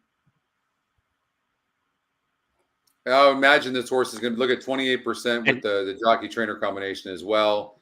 now, It's it's a tough race. again, Do you have that? with What's your the strategy? Chad Brown horses, Scotty, Yeah. I know there's some reluctance. Oh, we got Right. a horse to watch. The Oh, hold thing on. is, One second, you know, David. Chad Brown's, David, 1 second. basically his main stable is. Yeah, sure. I'm sorry. You and I, we have a delay. You and I, for sure. So okay, we get last on the horses we gave out. Dan just said it's Churchill Downs, race number 1. We gave out. Who did we give out? The 4. That's right. Oh no, it's the horse to watch. This wasn't part of the weekend preview. Okay, I got a little confused there. So 38% horse to watch wins the first race at Churchill Downs. All right. Sorry, you got sidetracked there a little bit. You were talking about Chad Brown. Yeah. So now Chad Brown has his main stable at in New York, right, this time of year, and so really you consider his horses that he sends to Monmouth probably his second string. So that's sometimes a concern with a first time starter. If underinvested, is really good, would Chad just keep him in New York, run for a higher purse at a maiden special weight, or wait for Saratoga in a couple of weeks? I'm not sure, but there's no world beaters in here. But again, I am putting the 9 over the 1 because I prefer the horse that has experience. But there's one. It wouldn't surprise me this horse runs very well here. All right. So who are you going to go with? I'm on the 2 Chads on turf, 9 over the 1. So if I had one ticket, my main ticket would be the 9, and my backup would be the 1. All right. I'm looking at this horse here, and Bravo's aboard, and the horse's win percentage goes up, and this horse is probably going to get off at 7 or 8 to 1, and everyone's going to be betting on the Chad Brown horses, which maybe rightfully so. But look at the 9 horse. The 9 horse actually goes down in win percentage a little bit. So and the 5 horse is 30%, and it's burned money. It was 17% here. I mean, could it be this 5? Could this 5 be this good? It's just not run very well. I was really surprised to see. Look, 16% here. It did run good here. Can't make sense of that race there. You go away from the top EquinEdge pick at your own peril. I mean, honestly, I'm struggling with this race as well. I'm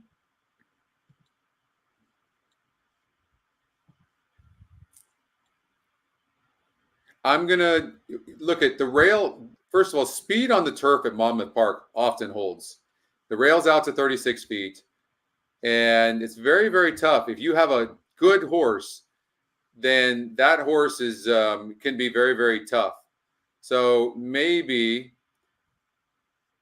the 1 goes from the inside. It's possible that they send this 1 on the inside who looks to have a little bit of speed. That's certainly a possibility. But I'm going to take a risk. And I think I'm going to go with the 4. Yeah, I think I'm going to go with the 4. So you're on the 4 Power Surprise. Yeah, I think so. I think figuring wire to wire, I guess. Yeah. Yep. I think I'm going to go with the speed. Speed is big up at Monmouth Park on the turf, especially when the rail's out. Okay. Let's get to Gulfstream Park, race number 7. Okay. That's the 3rd leg. How much time do we have here before the race? They're on the track over at Gulfstream Park. Let's take a look at them on the track. Okay. Want to switch over there? Okay.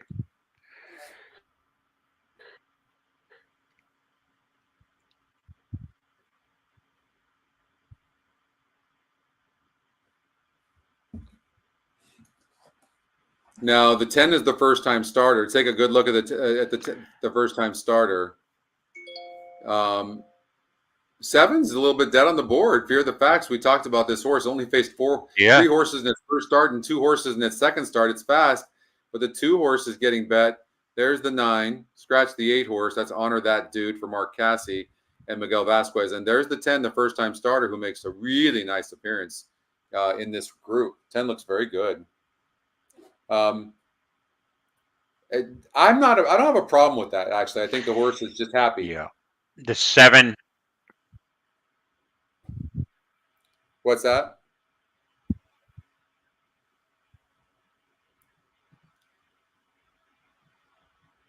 Yeah, looks pretty live.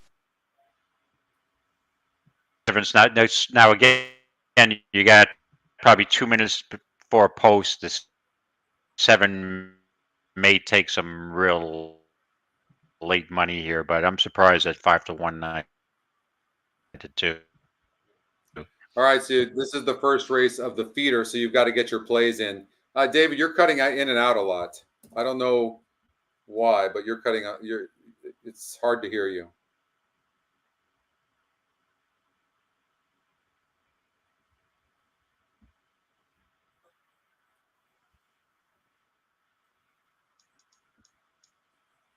All right, so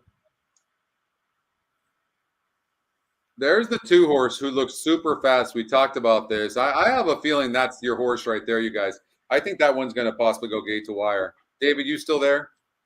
It's got him my back. Yeah, there you go.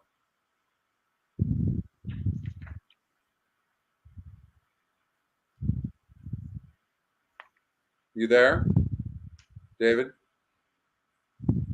Yeah, Scotty, can you hear me? I keep losing the feed here. So we're in and out. I can hear you. Yeah. You can hear me now? Yep. All right, you're back. Yep. It's a little spotty. Okay. Scotty is a little spotty right now on my end here. So I'm wondering, is it on your end or my end? I'm not sure. Can you guys hear me, or you think it's on David's end? Yeah, I don't know if they lost you or they lost me. I'm not sure, or both. Yeah. No, I'm not sure either. Are we getting any feedback here? No. Maybe it's just me. It could be me. I can hear you now. So they're loading in the gate at Gulfstream. Let me just pull up my. Yeah, let's get out to Gulfstream Park. Just a round ball of muscle. Now I haven't seen any of the work other than. I think the 2 is going gate to wire, David. He has grown a bit since then, but mind-wise. You can hear both, Harold. Thank you. Okay, and you're getting the favorite now.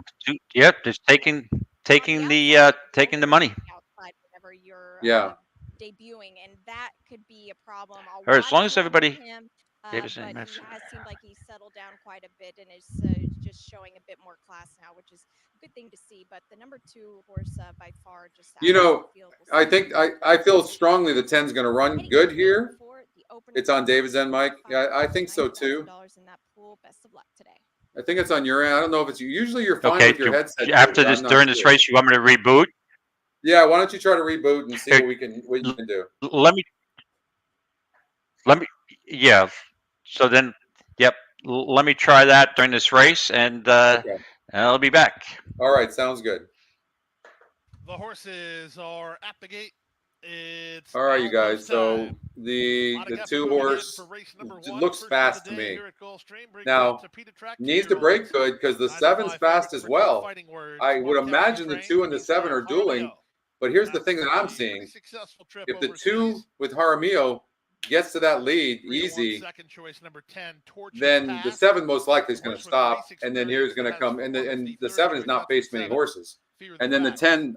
The other reason I like the 2 is because the 10 horse is on the outside, not a great place to be unless you're super fast, and the workouts haven't been super fast. I'm not seeing a ton of speed from the 10, but you don't always know. But we'll see what happens here. Here's the first from Gulfstream Park. Good luck, you guys.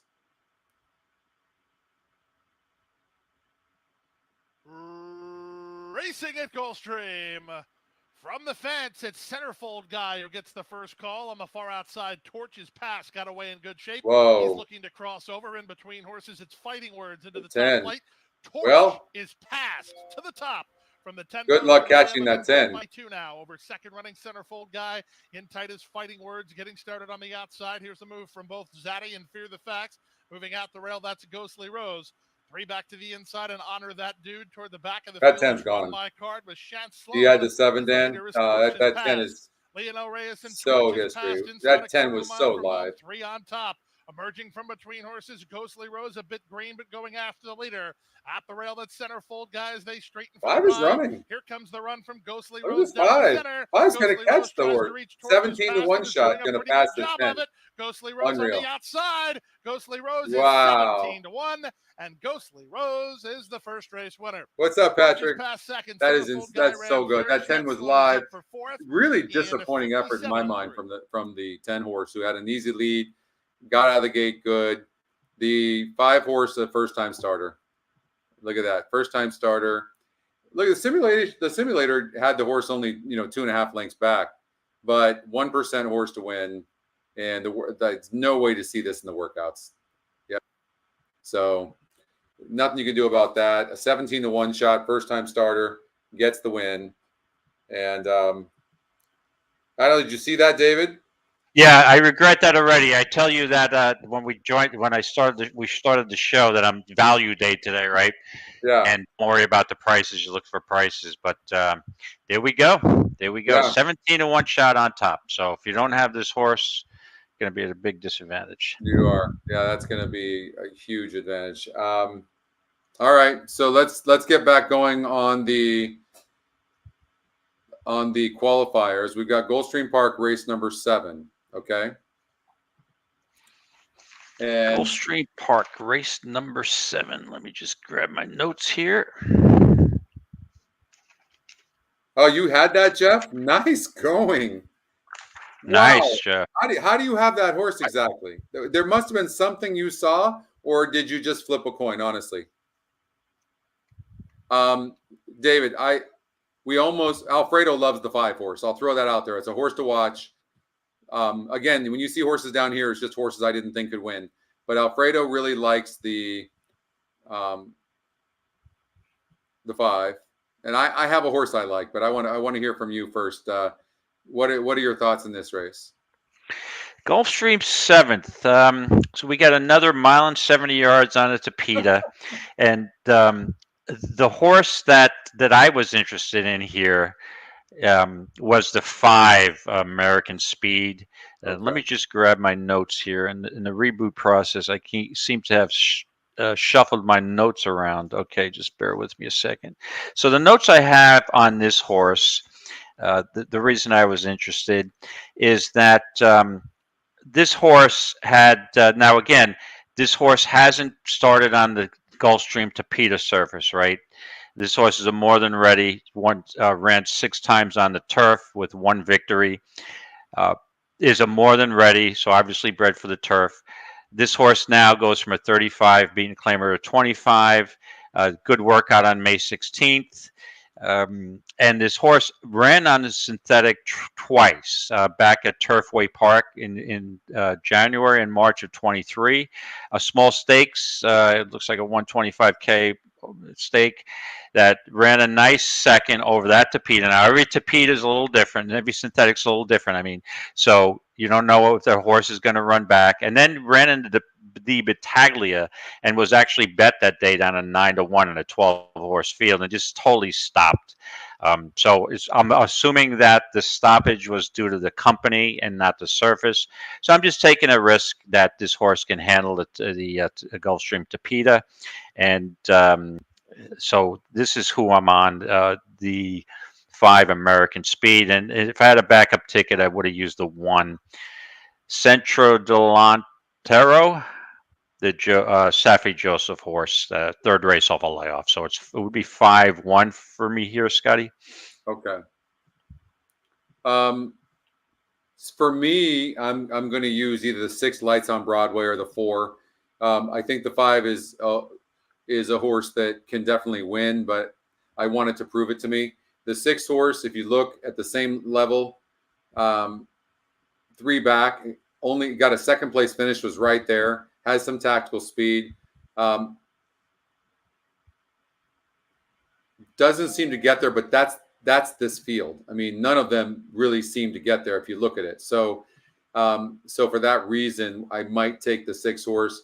The other horse I'm considering as husband material, the EquinEdge long shot, faced a 62 group last time out, then went on the shelf for Abreu. Abreu is 10% off the layoff.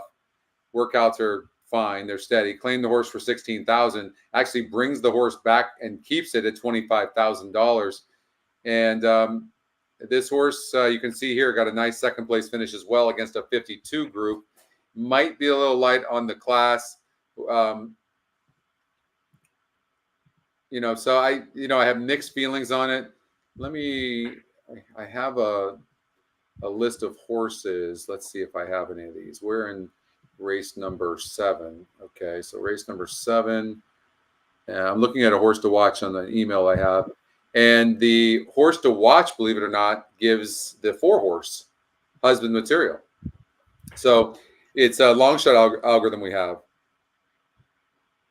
Long shots 1, maybe, you know what? I often thought I would do it, and I've never done it, David, is that if the next time I have no time to put in picks, just take the EquinEdge long shot. Long shots, right. Just put them in all, right? Yep. And so I'm thinking I'm going to use the 4 on one and the 6 on the other. That's what I'm going to do. 4 on 1, the 6. So you're 4-6, and I'm 5-1. Yeah. Oh, okay. So we're totally different. Okay, that makes sense. Wide open race. Wide open race. Right, Okay, so you're using so Scotty 4-6. 4-6, Scotty 4-6, and you're using the 5. 5 and 1 on the second ticket if I had 5-1. a second. Okay, so we differ there. Monmouth race number 6. Monmouth race number 6. Why don't I have that on my list? Let me just look for my notes. I'm sure I went through it. Race 6. Oh, yeah. TV man race. Okay. All right. You want to run the simulator, see what we've got here? Let's do it. Maiden special weight. So Jersey Breds. Yep, New Jersey Breds. I narrowed it down to these horses. You can see I left some prices in here too. I did think this race seemed to be somewhat wide open. I'm looking forward to seeing what you've got.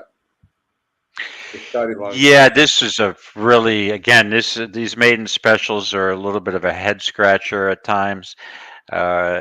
So again, there's a couple of horses I looked at here.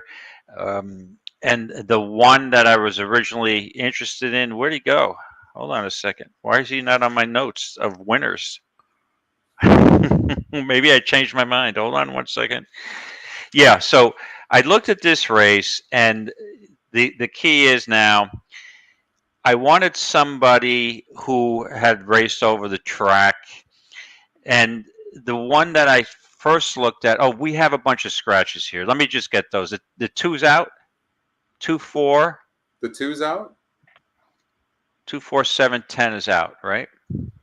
No. I put them there. Only the 7's out. Oh. So what, we do have a late scratch here or no?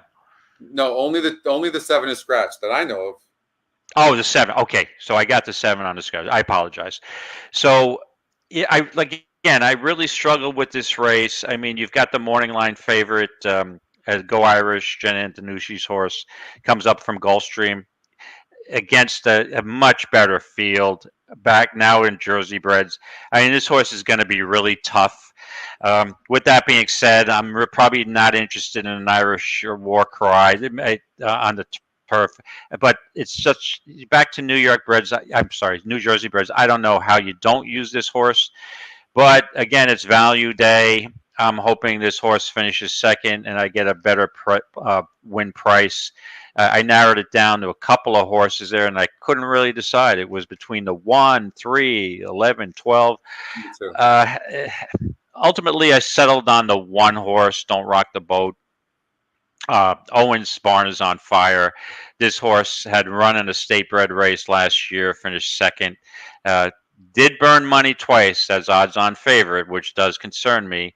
But I think this horse off the layoff, I'm not really concerned. What are the numbers? Let me check the numbers on the layoff for this barn. I had it, like I said, my notes. What do we got for a layoff with Owens? Let's see here. Owens on the 1 is with layoff horses 15%. Yeah, I'm not bad, but in a wide open race, I mean, the 8's the logical horse to use, but I think I'm going to try to go with the 1 here. It's tough. Yeah, this is tough. I go over I probably leave the 8 out just because of the price. I'll go 1 over the 11 here. So the 11 third race off a layoff.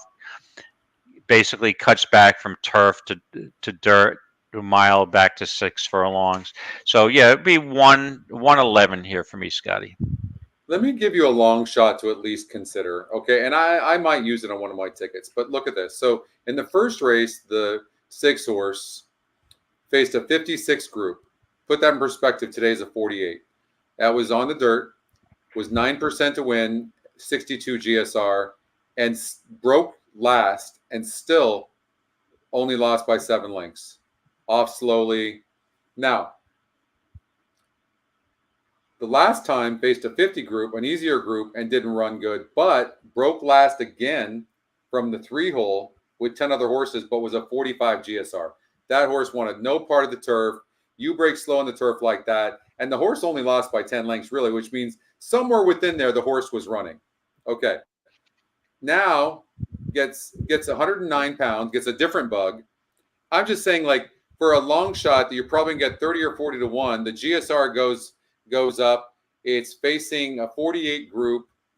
The win percentage is no good, but hell, we just had a 1% horse win over at Gulfstream Park. Like, why not? Like, anyways, the 6 horse certainly deserves a look, especially if you think horses like this 1 horse, which have burned money, are vulnerable. So when you look at the 2 favorites, you got the 12 horse who's going to be wide. Not a great place to be on a 1 turn to be wide like that. Especially, well, the horse does have some speed. So the 1 and the 12 are going to be in the front early. There's no question about that. Anyways, they also have the top 2 GSRs, the 1 and the 12.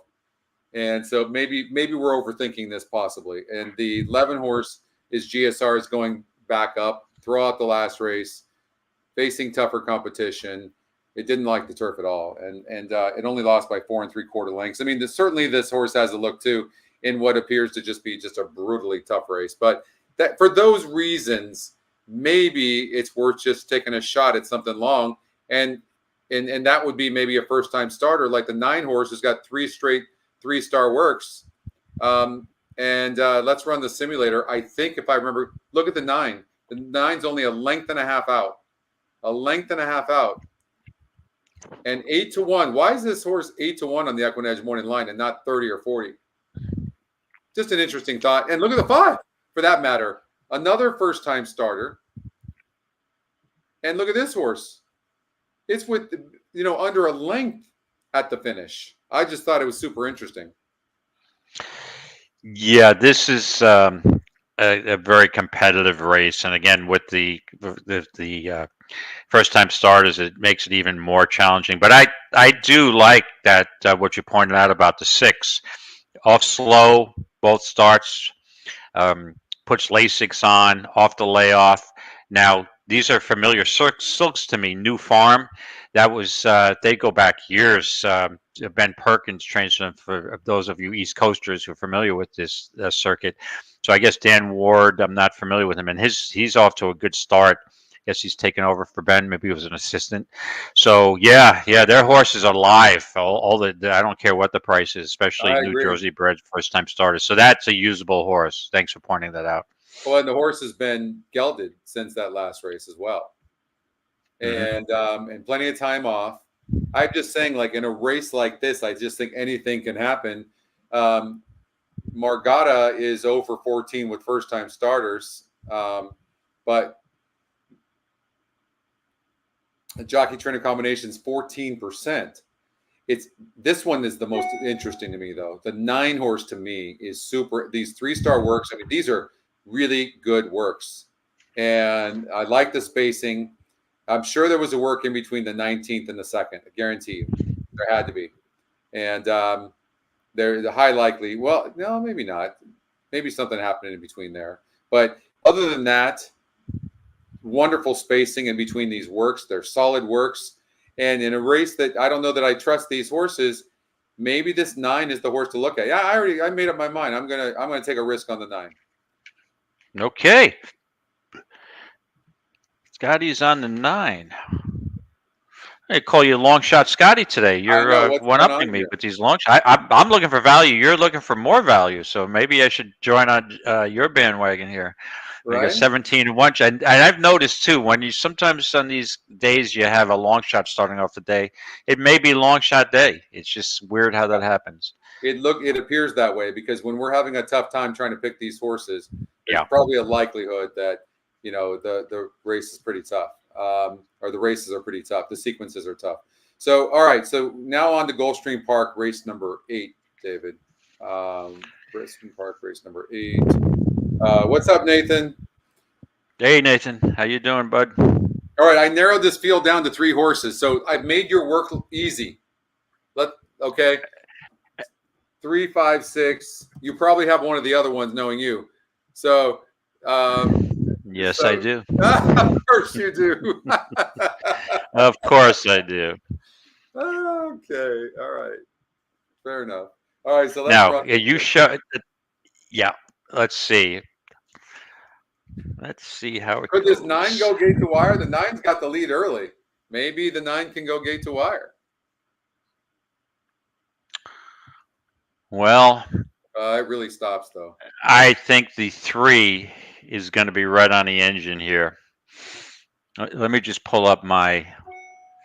Got to switch back to Gulfstream on EquinEdge. I went over to Monmouth. I got to get back there. All right, Gulfstream Park. Let's see the pace metric. So you got to see. Yeah, I don't. Basically, I was trying to make a long shot here, and I just think that I have to be on the 3 now showing. This horse stretches out for the first time 2 turns on synthetic. This horse is, to me, again, this horse is a Mendelssohn. Maybe this horse can get more distance, but I did use this horse, and I watched this horse a couple times when it was with the Turnover Barn in New York. And I believe on June 2nd of last year, a little over a year ago, that was a nice winner for me. And I remember sweating out that nostril photo, and I'm like, wow, this horse barely held on. I'm lucky. So I'm not sure this horse is as good as I thought. But now there's some confidence off, bringing this horse back on the synthetic, stretching it out. But do I have any confidence that this horse is going to go wire to wire? I'm going to use this horse in something if I'm playing horizontals. So I will have the 3. I think the 3 can easily go wire to wire. But I couldn't resist a long shot here trying to get into the number because, and again, I think you're going to have him on the show. They're going to have him on the shows tonight, Matt Miller. He pointed out something good that, hey, listen, you got to go with horses sometimes that other people aren't going to have and go against the grain and have a different combination. So I do have some other chalkier priced horses, but good bright flames. Okay. This horse is going to be a closer in this race. This horse can sit the inside post and may get a good stalking trip here. And the thing that with good bright flames, this horse has won 2 races over this synthetic, 2 for 7 lifetime. Last time it raced for $16K, this horse won at 9-1. I don't love the horse, but at the price disparity between the 3 and the 1, I will use the 1 in the contest, and I will have a nice exacta 3 over the 1 and then reverse it for my daily Friday wagering. So I'm going to try to make the one here on top, Scotty. And since I get to match one of your long shots, because if you get one of your prior long shots in, I'll be chasing. So remember when you're ahead of me and you're like, oh, David hit it with that one horse. Damn, how did he? So I'm going to match you for long shot. I'm going to go to the 1 over the 3. But for real wagering, I will have a pretty nice 3-1 exacta, just so I can cover myself. Got it, David. Okay, sounds good. David's on the 1 horse. Nathan, to answer your question, all of our metrics, other than the morning line, are based off 100 points. The morning line is not based off of anything. The job of the EquinEdge morning line and the odds maker's morning line, if he's doing his job or her job, is to predict what a horse will go off at. So there's no limit there. But on the metrics, they're the GSR 1 to 100, pace 1 to 100, 100 being best, of course. Same with the SOR, same with the win percentage. That's how that works. So this is what I think is going to happen. That wasn't a bad effort last time out against a much tougher group. Okay. And now for Safi puts Zayas aboard, his main jockey, and stretching out here. What I think is going to happen with the 3 is the 3 is going to rate and sit back. And if it does, it's going to save ground on the inside. It has tactical speed. I don't think it's going to duel with the 9 horse. I think that would be suicide. I hope he doesn't do that. I know it can, but really it'd be great if the 3 horse was like, back 2 or 3 lengths from where it's showing right now. 9's going to stop. And then here comes the 4. I'm not in love with this 4 horse whatsoever. What I don't understand is Sisterson takes over for this horse on 323. Clearly can see that this horse is no bueno on the synthetic. Look, the GSR drops 21 points from the win on the turf last time out to 2 back, 48, lost by 16 lengths. And then if you look at 4 back, 45 GSR, loses handily. Now, that was albeit against a little bit better, to be fair to the horse. But I just don't think this is a synthetic horse, so I'm playing against the 4. It's going to take a lot of action, but I think it's going to lose. And so if I throw that out, then this is what the simulator shows me. It really shows me Lady Azteca, who has got a 21%. It shows me the 7 horse running a good leg race, but the GSR drops on this horse from 65 to 49, but it has tremendous form. I mean, this horse is a player, no doubt about it. I will try to beat it, although it's EquinEdge's second pick, just because of this drop. But then I'm talking about maybe taking Lady Azteca, who's got a 52 GSR. So, but I think I'm going to go here. I think this one makes the most sense for me. I'm going to take the 5, and I'm worried about the 3. The 3 is the horse to beat, no doubt about it. If it gets the correct ride, saving some ground on the inside, then the 3 can win this race for fun. I think I'm going to put the 3 on one and the 5 on the other. That's what I'm going to do. All right. So for Scotty, it's 3-5. And I just wanted to add something here with this 3. I don't think the 3 can start going 2 turns. I think this horse either wires or is done, and the 9 beat again. That's why I'm thinking that I'm looking for a closer who might get the right trip. But I still think the 3 is a big threat to go wire to wire here. We'd be remiss if we didn't at least bring up the 6 horse, who, I mean, the simulator's got this horse, right there as well, like a length and a half back. It's got the top GSR. It's 15% to win. It's the lowest of the morning lines at 3 to 1. Yeah. I did look at that horse. I think you may get a little more than 3 to 1 here. A contender, but I wasn't sold. You know what I don't? The 9 is gonna. You know who screws up this race for them all is the 9, because the 9's gonna send from the outside. This 9's getting the lead. I'm convinced of it. And I don't know with Greenwich. I don't know. Zayas is pretty crafty, and if you pin me down to one of the 2 jockeys, I'd take Zayas. But it should be interesting. That's why originally, Scotty, when I handicapped this race, I put a star here at the no showing because I know this horse.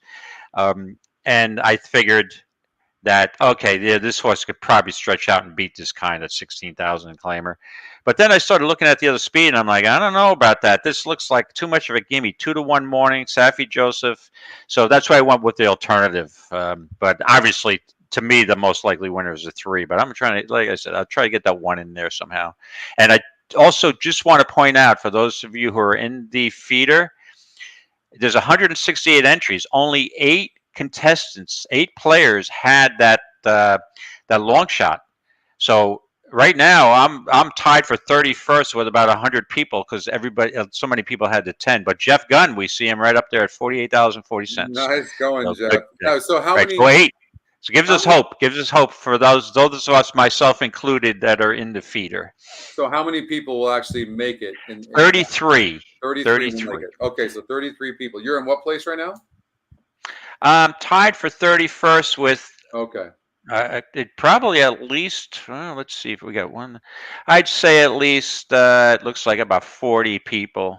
Okay, we have race number 2. They're walking to the gate right now. So let's. Okay, so David, you're on the 1 horse. If I knew, if Zayas told me he was going to sit and relax, I'd be all over this horse. I'm a little concerned as to what he's going to do. Goes back up in win percentage here. Faces easier. GSR goes up. Yeah, I like the 3 and I like the 5, so I'm gonna stick with that. Okay, so and then let's go to Gulfstream Park race number 2. You have Perfect, the 8. loading it. You have the I 8. have the 8. Yes. I have 8 against 1. All right. Good luck, everybody. Let me pull up that feed on my screen. Oh, you got it on yours too. I got it. Let's see here. So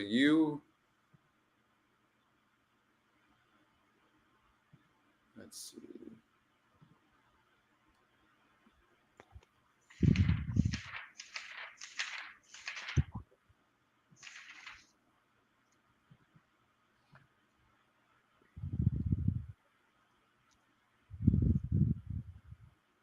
And also, Scotty, I wanted to point out something too about the first race related to the first race Gulfstream. And one of the approaches at the NHC, I'll just say that you look for a long shot in a smaller field. That's why only 8 people had this at 168. Yeah. Usually when you see a 12-horse field with form that you look like you yield long shots, people aren't playing usually a 30-1 shot in a maiden special weight, 31 morning line. So that's shows you 8 people. Only 8 players had that at 168. So yeah. So you still have a chance to if qualify. you have a long shot in a 5-horse field, I'm sorry. Go ahead, Scotty. Well, I was just going to say it doesn't matter whether you get first or 31st. If you qualify, you qualify. Exactly. Like Jeff's almost guaranteed to qualify. Yeah. Oh yeah. Off and running. From the inside, All right, here we go. After Sammy Samaritan to show some early speed, and he'll accommodate that request as he strides forward to clear the field by 2. In between horses, Amazing Jet out in the middle. Things are getting hairy. So there's my horse, but there's your horse coming now.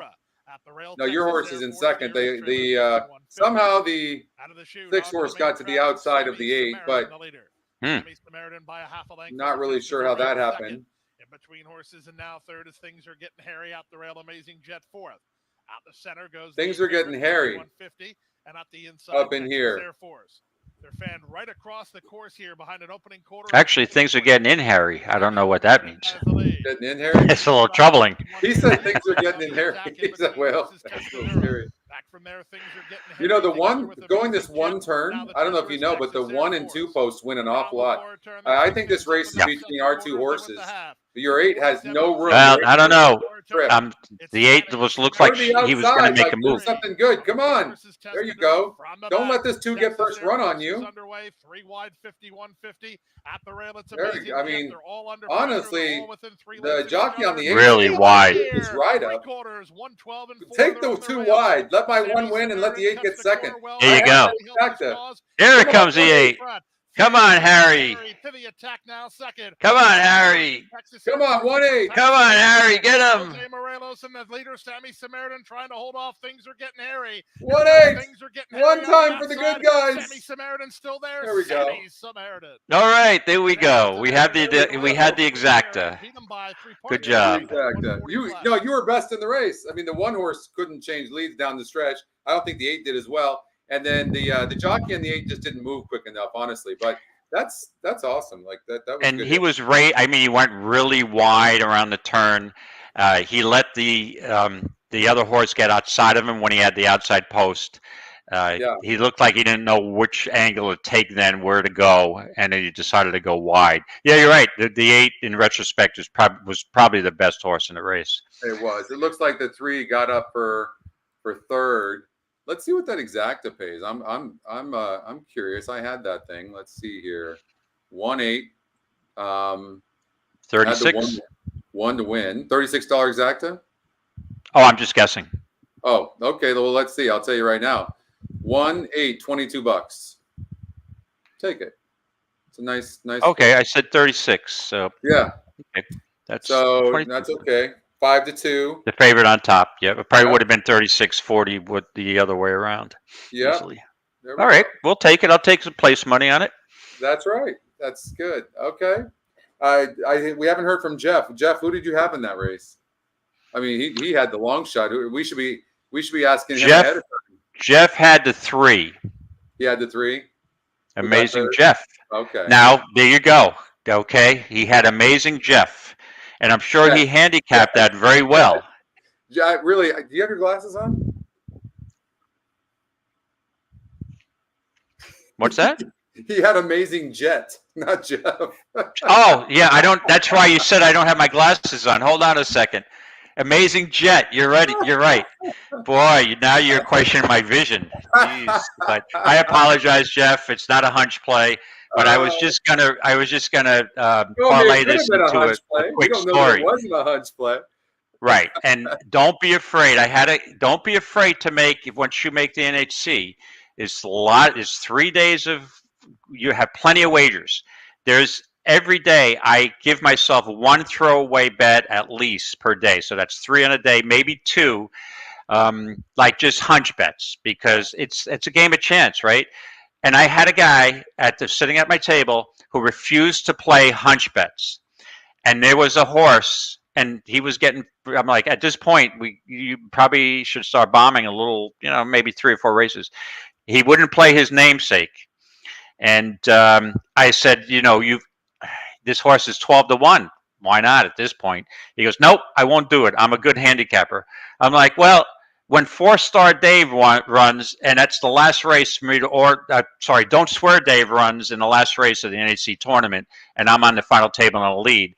I can't live with myself if my namesake beat me. I don't care about handicapping at that point. I was in the lead. If somebody... Right, so he refused to play it, and he missed 2 winners because his girlfriend's name won also, and they were both at least $20 horses. One was 26, and one was like 20. And I'm like, see, you would have had like $75 more if you played 2. So nothing wrong with a hunch play once in a while.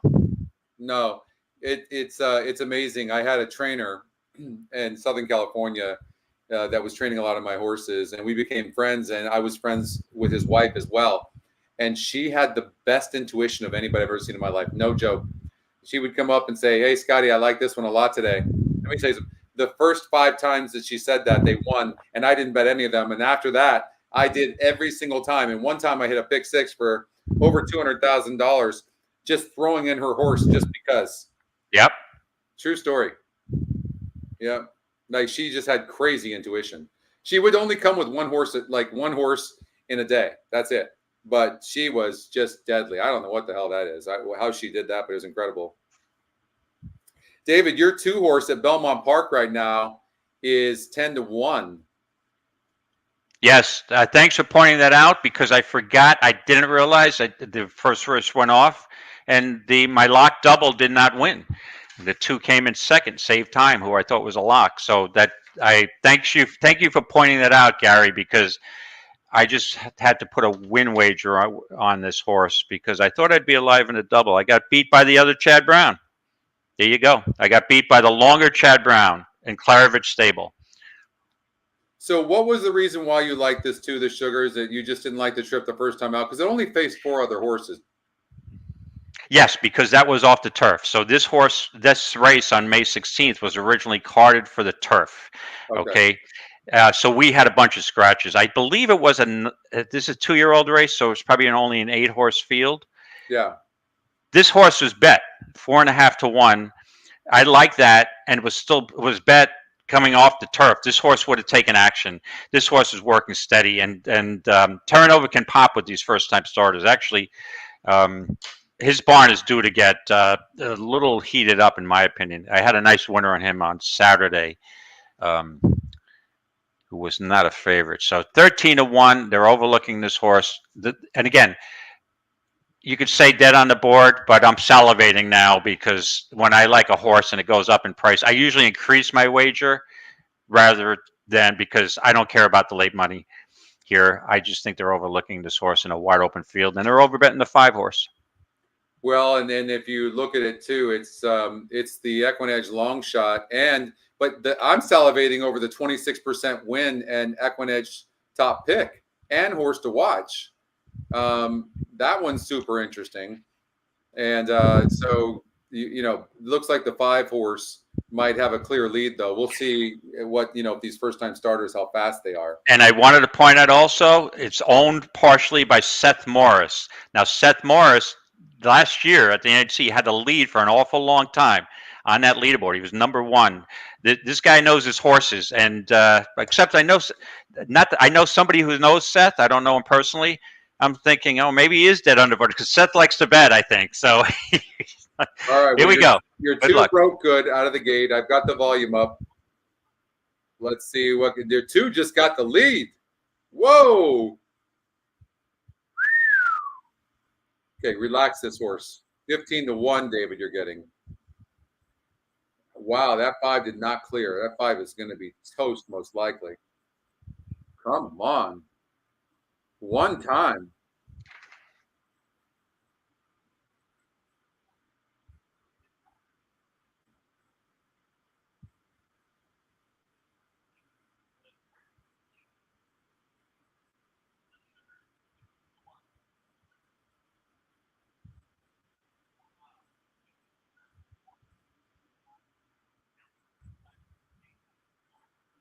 He's tiring, Scotty. Oh, he's tiring.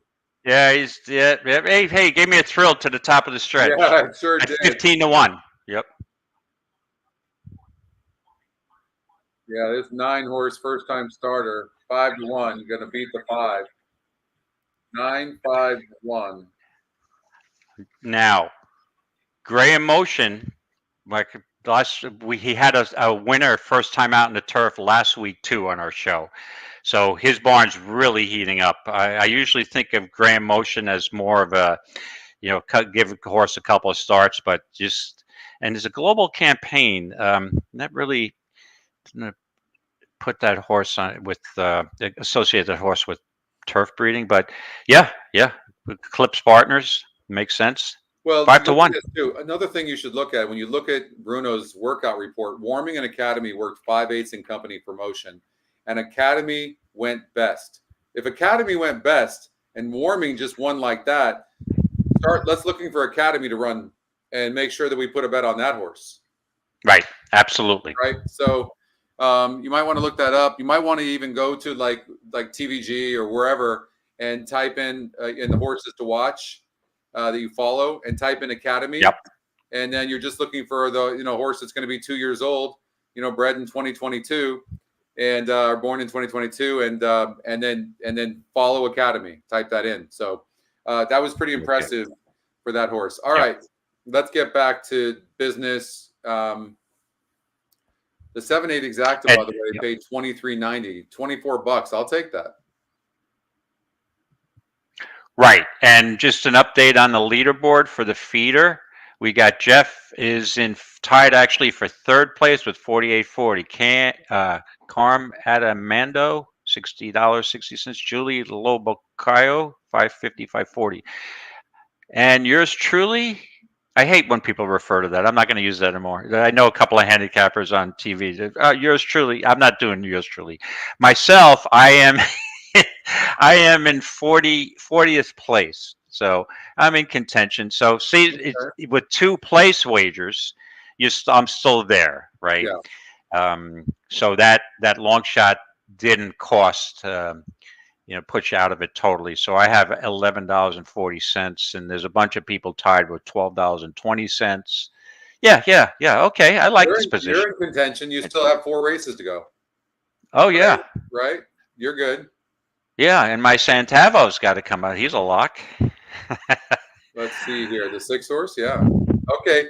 I'm only kidding when I say there's no such thing as a lock in horse racing. I don't care what the price is, but I like handicappers with confidence. I used to always kind of chuckle at Andy Byer doing these seminars in Belmont and Aqueduct when he would be such a confident guy. You don't want any part of the favorite. You don't want any part of this. He wants to focus on one horse. His horse can't lose. I'm willing to. I'm going to win $50,000 today. And he storms off the stage. I'm like, yeah, that's the type of guy I like. I don't want to hear the guy say, "Well, I don't know who's winning. I'm willing 6 horses in this race, 4 horses in that." I'm like, well, if I need to use 6 horses in a race, I don't have an opinion. I might as well pass the race unless I'm playing some kind of horizontal pick 5 or pick 6 or something. I couldn't agree more. I couldn't agree more. All right. Have you looked at this race? I mean, this is your wheelhouse. We're in New York now. All right. Those we are the 8th race at the are leaving today. Big A. Yep. All right. Let me pull up my notes on this race. And this is a turf race. So the wheelhouse. Oh, no. This is a dirt race. Right in my wheelhouse. However, it is fillies. Okay. This race is very interesting, Scotty. And what do we have the simulator getting here? Dame Cinco is, they have Dame Cinco winning here, correct? Yes. I mean, let me just pull it up. I mean, the horse is going to have the lead. There's no question about that. And it faced arguably an easier group last time out, or harder group last time out. Everything is about the same for the horse. Goes from a little bit easier competition now, today. Its the win percentage is about the same, and the GSR is about the same. So, and it barely won that race last time out, going 6.5 furlongs. The 7 horse, though, is 6-5 on the EquinEdge morning line. This horse is loaded with class, but it hasn't been seen though since August of last year. Irad jumps aboard though. He was aboard this loss for this horse 2 back, but the horse seems to be training okay. I don't mind the works at all. In fact, 10 of 115 on May 21st. June 9th was 32 of 116, and on June 15th, 13 of 96. So seems to be working steadily for its comeback, and certainly has the most class. I mean, not arguably, this is a huge class drop for this horse. Yeah, this is another Chad Brown horse, but I will tell you, I'm going to have conviction here. I want absolutely no part of this 7 horse Signal from Noise. He's a toss for me. This horse hasn't been out. This horse, anytime a horse goes down at twice as the favorite, especially in a 4-horse field, odds-on favorite, finishes a 3rd, bump break. This horse always has. The last couple starts seems to have an excuse if something goes wrong. Bump break, bobbled start on August 30th, comes off a layoff. I just am not sold on this filly at all. I do recall this horse. I backed last year, November 17, 2022. That was actually my birthday, so just put that on your calendar if you want to send anything in the mail. We need your address. And usually on my birthday I play. So let's be when I saw this horse at 1 to 9. Give out the year, David? Do you want to give out the year? Oh no, thanks. I'll pass on that. Okay. I'll tell you that I'm 50 plus. That's all. That's what my mom used to say for years when she was in her 80s. She'd say, "I'm 50 plus." All right. Your horse right now is the 6 horse Centavo is even money. Come on. I didn't. It's not me. That's not. I don't have I know anything what down you're on. doing. You put all this money in, and then what you're going to do is last minute you're going to take it all off. I know. I'm going to yank it out, and then Yep. no one's going to play that horse. Yeah. Yep. So yeah. We'll get back to Single from Noise. This horse I remember winning at like 1-9, romping. But then after that, disappointed, came back at Gulfstream, optional claimers, and just is bad all the time. I just think that they're trying to find the right answer with this horse. The layoff concerns me. I would give that horse a race. That filly. And I looked around. Dame Cinco's. I don't think I want any part of Dame Cinco. I had Dame Cinco last time out. I'll take my money, stick it in my pocket, and run, because I don't think this horse is winning at a mile, back to back here. Even though this horse has had success at the distance, these horses usually don't win back to back. Then I went to Pretty Extreme, who I do like here, off the claim for Linda Rice. And Linda is, let me just pull that up. Patty Extreme. Linda is off the claim. I know the number's good. 28% first race off claim. That's really good enough for me. So that's a horse I will consider here. But the 4-1 morning line, I was hoping for a better price, but probably not going to get it. So again, I'm looking for value. This horse, I'm going to mention another horse that it looks slower than these horses, but on its best day, that's why they call it gambling. I'm going to try to make the 15-1 morning is making me salivate here. I'm chomping at the bit. I just think now that Charlie Baker's barn. Now, I was at Finger Lakes on Monday, and Charlie had a horse that ran very well at a nice price. And I started looking at his record in Finger Lakes in New York, and he's been rather cold. But when you look back last year, during the summer and the fall, he was on fire. I just have a feeling that this horse may, no speed. This horse, the rail post doesn't bother me at a mile here. This horse is going to probably save a little ground and then get to the outside and make a run. I like Alvarado picking up the mount. Alvarado doesn't ride much often for Charlie Baker's barn. I like the workout on June 13th. So I'm like, even though I prefer the 2 for the contest, I was going to use the 1 because of the price. And I've seen too many of these contest days where I'm thinking, oh yeah, the 4-1 shot's definitely going to win. And then you have a, 15, 20-1 shot running second, or almost, barely beating another horse out, but you get the place money. So I'm gonna take another long shot here, Scotty. I'm gonna take the 1 over the 2, and that would be my exacta box for real life wagering. Okay. I struggled with this race. Velasquez jumps on into happiness. I know Eric was talking about that, and I do like that. Henning has had this horse for a while, and this horse just really went into bad form the last couple of races, but it's also had layoff lines. Henning 13% off layoff. But I will just say this. The fact that Velasquez gets on this horse, and you can see it's got really wonderful breeding. I mean, look at the GSRs. They're all in the 80s. I mean, that's really incredible. The horse earned $270,000 early on, so it tells you the horse had some talent. I mean, maybe it can come back and do well. It's let's see what the workouts look like in the mornings. 3 of 27. All I know is, as an owner or a trainer will tell you, it's very difficult to get Velasquez to ride your horse, Castellano to ride your horse, Irad to ride your horse. It's not an easy thing to do. The reason they have high win percentages is because their horses win. So, for that reason, maybe the 5 horse could run an improved race, but I just think the class of the 7's too much. But it's going to go off as a big favorite. And you're the New York guy. I'm bummed out that you don't like this horse. Man, do you have a reason why you don't like this horse?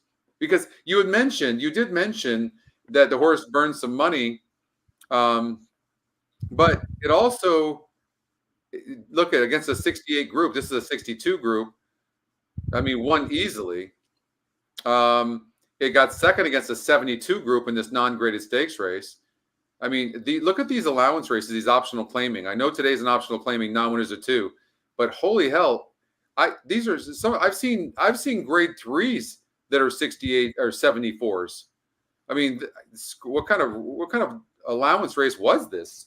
So, I mean, this horse has been racing against really good horses. I mean, these horses are absolute nothing compared to what this horse is. Like, if this horse is even a shell of herself, doesn't she just spank these?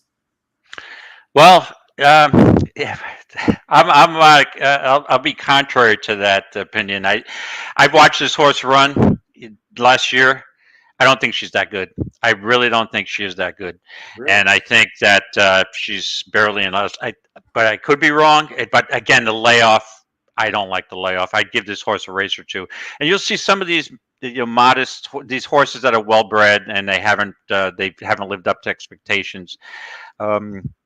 Chad brings them back off a layoff on a dirt, and they usually take a couple of races to get back into gear. It's not the same with Chad on dirt than turf in New York, in my opinion. I think they're willing. These connections are probably willing to give this horse a race or two. And maybe I'm wrong. Maybe this horse needs a prep race, and then at Saratoga, this horse will be in stakes company. Who knows? But I'm willing to take that risk here. I don't really think, in my opinion, she's that good. But watching her run a number of times. Okay, we've got they're coming onto the track over at Gulfstream Park. They're also 10 minutes away from Monmouth Park, race number 1. And then, of course, Belmont, which we won't have video for you, is coming up in 12 minutes. So essentially, in the next 15 minutes, the feeders will be done. The feeders will be done, and we'll know where we stand. I'm sorry, David. Right, we go to race number 4 over at Gulfstream Park, right? So let's see. Yeah, race number 3 is coming up. So three more races will be done, and then we have one more to go. So I would say a half hour from now, the feeder will be done, and then hopefully you'll qualify. Jeff is probably going to qualify. You're right there, David, for sure. All right. So, okay, just to finish off this BAQ8. BAQ8. You have okay. So we're going back to the 8. Okay, yeah. I went to look at some of the first race at Belmont. We always talk about how most of the time speed holds at here, and so if you're trying to beat the 7, wouldn't you take a horse like the 4 horse to go gate to wire? Not enough of a price, at least in the contest. And again, it's just a matter of preference, I guess, personal preference. Yeah. When I just scored on this horse last time at 3-1 in a 5-horse field, I'll take my run. I'm going to keep my money in my pocket on this horse. These fillies a lot of times don't win back to back, even though they might look good. This horse does stretch out. You're going to get 3-1, right? But I think this is a much tougher field. It's right, bigger field. You're going to get 3-1. You probably get more than 5-2, I think. Yeah. You're going to get 3-1. Yeah, you'll get at least 3-1. I would think, because the 7 is going to take all the money for sure. I'll get 16.5 to 1 on the 1, and I'll take those chances that the 1 is going to upset run a pretty good race here. This horse, again, if I go back to Malibu Moonshine, this horse is 1 for 2 at the distance. It was a sloppy track at Laurel, so but that horse was almost 7-1 that day. I think this horse may have some talent here that she hasn't shown. But 4 for 8 lifetime, so 50% this horse is 1. So it looks like the 1 is either win or finish off the board. I'll take the chance that this is the day at a big price. I agree with you, by the way. I mean, first of all, this horse has had 5 layoff lines in 8 races, and it just when it's doing well, it wins. When it's not, it spits the bit. That's what you're dealing with this horse. And Charlie Baker off the layoff is 17%. I think the 1 horse, it's 8-1 too on the EE morning line. If you really strongly don't like the 7 and don't like the 4, then absolute grab bag. So if you play it that way, I'm going to go with you in this situation. I'm struggling a little bit here with this 5 horse. with Velasquez aboard this 5. I don't see any reason to play the 7 because the 7 horse is going to probably go off at 6-5, and I'll take that risk on trying to beat that horse. I think the risk reward is the reward is better, so the risk reward is good trying to beat that horse. You mentioned the 2 horse, and Linda Rice claims this horse for 40,000, pretty extreme, and then the horse goes on the shelf since April 18th. And she brings the horse back for 62.5. That's showing a lot of confidence for a trainer that's 28% first off the claim. That's nice. Yeah, the 2 is a must use for me. Like I said, I'm going to be 2-1 exacta, no doubt, and probably if I'm using the 1 in the contest on top, I'll have a win wager for live money on the 2. Yeah. And when we look at the pace, you look at the first call. The 1's pretty far back. I mean, so the 1's going to have to make up that ground on a track, though, that kind of favors speed, doesn't it? Yeah. Recently, it's been rather even. So, and again, the 1 post is not great, in my opinion, going out of that chute at a mile. So, but it's more of a concern when a horse needs to be close to the lead. This horse is just going to raid anyway, so it's going to drop back and probably get off the rail. And if she's got any chance, it needs some kind of pace up front. But I think this horse will be closing. I'm not sure if we can get up to second, but again, I think Charlie Baker's barn is due to warm up a little bit, in my opinion. And the 5, I did look at the 5. This horse had raced against some good company, ran in a heavily prized stakes race. That's a tough field, and then came back in a 7-furlong race. Didn't show anything. That's a tough race. Henning's barn is a little cold, 0 for 16. So I probably wait till they start waking up, and maybe this horse needs a race before it gets back to its best. It's 1 for 13 only at Aqueduct. Okay, you've got the 8 horse here at 14-1. Good luck. I thought the 5 horse. We both know that the 1's the horse to beat, but let's see what happens here. Good luck to you and your 8. All right, good luck, everybody. Yeah, I did do an exact 1-5. And 2-5. Okay, yeah. Good start for Guaycapuro, who heads off for the early advantage. At the rail, it's Riza's Rolex guarding that inside spot. Out in the middle, Pack Plays has a bit of speed today. Out in the center goes Jabron, and just inside him is Calypso Charlie. These top 5 have 6 on Orb Alpha, who's at the back of the field as they swing to the far turn. Up front, Guaycapuro taking on. Jockey did a nice job getting that 1 to the outside for sure. Yeah. Feeds him some clean racetrack, and he's on the move 3 wide. 2 back to Calypso Charlie. He's now 4th, a gap of 2.5 more to Jabron than TB12 always, and Orb Alpha's at the back. They're under the top of the stretch. Guaycapuro has the lead. The move comes from Riza's Rolex on the outside through a 21-2 opening quarter.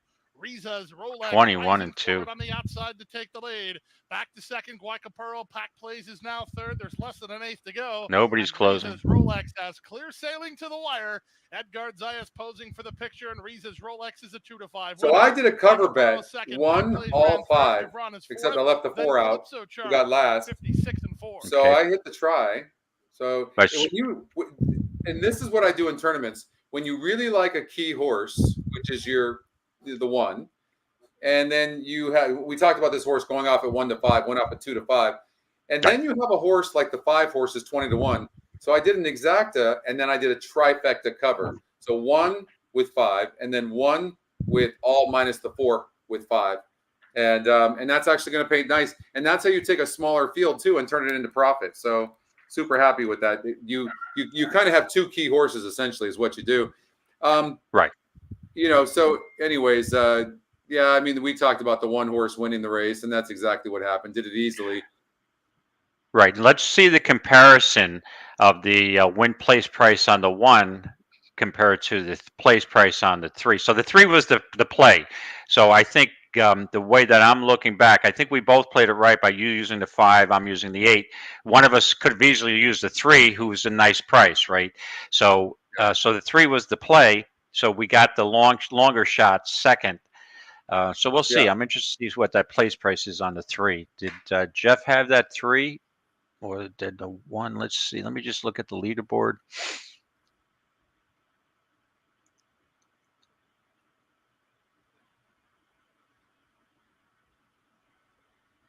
Gulfstream Park. Jeff had the 4-horse. Okay. Jeff had Orba Alpha? Yeah. Interesting.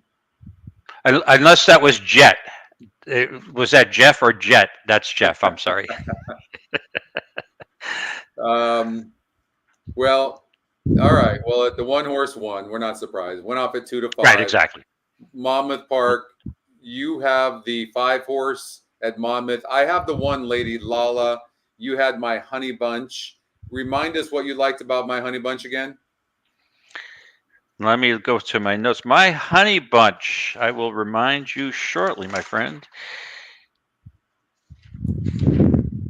And I don't have swag listed next to it. I'm thinking it was a swag, sophisticated wild ass guess, but that wasn't the case. My Honey Bunch, blinkers on, second race off layoff, and the race was over the Monmouth course. So I'm good with that. Okay. And it's a wide open field, so I'm looking for a little bit of a price. What do we have now? Let me say the. You're getting 5 to 1. 5 to 1. 5 to 1. Oh yeah, I'm all over. Yeah. So and I'm liking that. I'm going. We talked about this. I'm going with Rendon and Kathleen O'Connell. Rendon jumps aboard, and they're 23% jockey trainer combination. The horse goes from 5% win first time out, broke last and only lost by 2.5 lengths, to 15%. GSR goes up a point. I'm thinking from the rail, this horse is going to shoot to the lead and broke 9th last time out. So if this horse breaks good, you might not catch this horse. Could be long gone. Absolutely. It's a very competitive race, and since it is the first race at Monmouth, and again, some of my strategy on some of these tracks, especially Monmouth, I look to watch a couple races, see if there's any particular track bias. I'm big on track biases. If I pick up something early and think I may have an advantage, that I'll just reach out it's a speed bias. It looks like I'm going to take that risk. And sometimes it works out, sometimes it doesn't. Yeah. But yeah, this is a pretty good maiden special weight field. Okay, I really want to show you guys something here, which is amazing. I was just blown away by what I got back. Transparency. I did $100 trifecta, 1 with 3, 6, 7, 8 with 5, and that $400 bet got me back $5,160 in a small field with a 2 to 5 favorite. So, yep. Right, and luckily I haven't had any of those in tournament play of late, and but those are the kind I like, where you have 2 key horses, and I played an exacta as well, and I made a ton of money in that race in a small field with a 2 to 5 favorite, 71% chance of winning, and I don't say that to brag whatsoever. It's just that you don't want to be afraid about playing. This was 7 horses in this race and a big favorite. If you find a horse that you like, look, the 5-horse was 6 to 1. Also, I said this on the show. I said the 5-horse is a horse I like a lot last night. I said it on the show, 6 to 1 on the morning line. And look, even the simulator had this horse right here. You see that? So, right. And then look at the EquinEdge long shot got second too. Right. So, and it's kind of a common complaint of horse players, right? Oh, the fields are too short. There's only 6, 7 horse fields. I'm not interested. You need a 12-horse field for value. You don't. No. I've gotten value out of 5-horse fields and made a hell of a lot of money, because you basically increase your denomination, and you can still look for value. Races off the turf that go to sloppy dirt track, you can still find value. So I'm not, and some people don't look for that value in these off the turf or smaller fields, and that's sometimes where you have an advantage. For sure. All right, you've got the 5-horse. I have the 1. I thought the 1 would get the lead on the inside. Okay, good luck, everybody. Challenge the front runners. Lead entering the clubhouse. 1 didn't particularly break well. Now is going to duel with the 8 to 5 favorite. Settles off the pace in a good stocking position third. California so, roll is next. I was hoping to see who And broke the best, has been taken back to the second last spot. he's holding on to the horse. The first 5 is running 8 lengths off That's a right fast pace, Scotty. It's a fast pace. 23 and essentially 2. Head down the backstretch. Unless the track is lightning today, we'll see. Lady Lala on the inside of Brooks Mesa. Right together, nose and nose down the backstretch. A gap of 2.5 to Martingale in the 3rd position. California Roll nickeled along with a half mile to go in 4th. Look at the favorite. The favorite's done. Sent along, not making up Look ground. at this one. I didn't bet it. It was 4-1. I did not bet this horse. The 5 better pick it up because the 7 looks like a lock at this point. 7 looks very good, but the 1's not done. Look at the elbows. Somebody's closing up the rail. 4 no on the outside. That's your the winner. Gonna have to go wide. That's the 6 horse at 12-1. I don't think you're catching this one. From the back of the field as they come off the turn in the opener. Lady Lala I didn't bet it. cuts the corner, kicks away to a 2-length lead. Martingale chasing hard. Fazul's grandstand side. There comes the 2 flying. That's Chad Brown. Yeah, not going to get there though. The 16th pole of the Chad Brown trainees chasing right behind. Fazul's on the outside, coming with a flying finish. Can she catch Lady Lala? Lady Lala's home. Lady Lala got there. 1-2. Lady Wow. Lala narrowly 1-2. found the wire in time. Fazul's was second. And I didn't bet that horse. The 3rd. California Roll was 4th in But the opener. either way, it doesn't matter. I'm like, that's good. Hopefully somebody used that 1 horse. 4-1, you got off on that horse. Wow. Yeah, But, Kathleen O'Connell. right. Yep. And what an effort. So good. Impressive.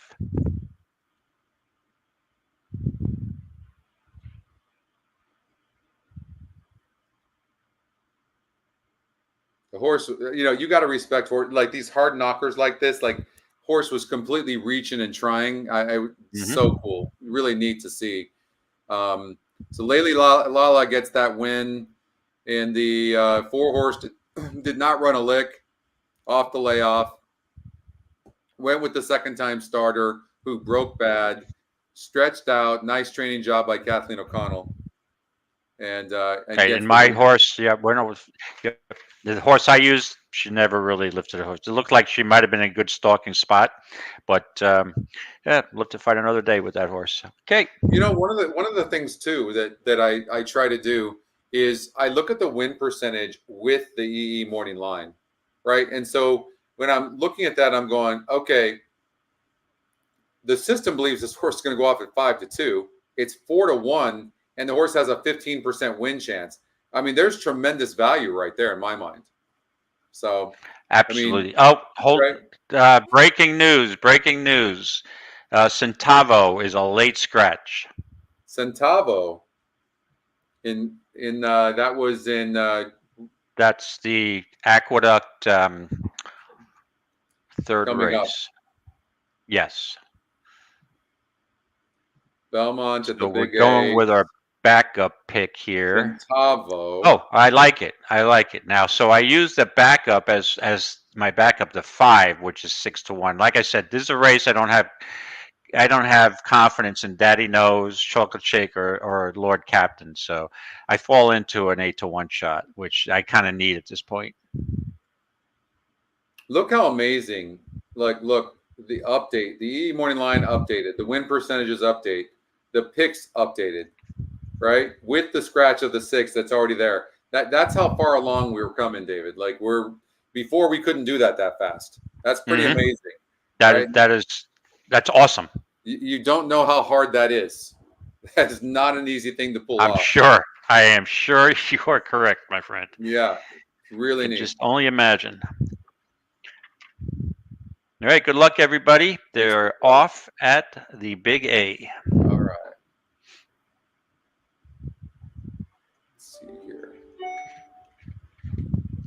So the 2 horse is 2-1. That horse was even money on the EE morning line. There goes the 1 Daddy Knows. That horse should have been on the lead in the first place. We talked about that. I'm not hating on this 2 right now. The 2 seems to have a lot of horse and running nicely. The 4 horse ended up being your favorite and having to be prodded to catch up to the field. That's not really a good sign. I think Daddy Knows is getting an easy lead. That horse should run well. Now, just watch this horse turn it for home. Who's your ultimate here? I have the 5. The 5, okay. Yeah. Now he sometimes bears out coming into the stretch and can be erratic. So I'm interested to see how this horse handles the turn. So the 2 made a move right there, and the 1 said, "No, you're not passing me." There's your I think it's horse. 1-5. I think this Come comes on, down to 5, 1-5. 6-1. Come on, let's go. 2's not done either, though. This is going to be a No. good race. And a 5 saving ground, which I like. We'll see how the rail 5 is. going to go on the rail.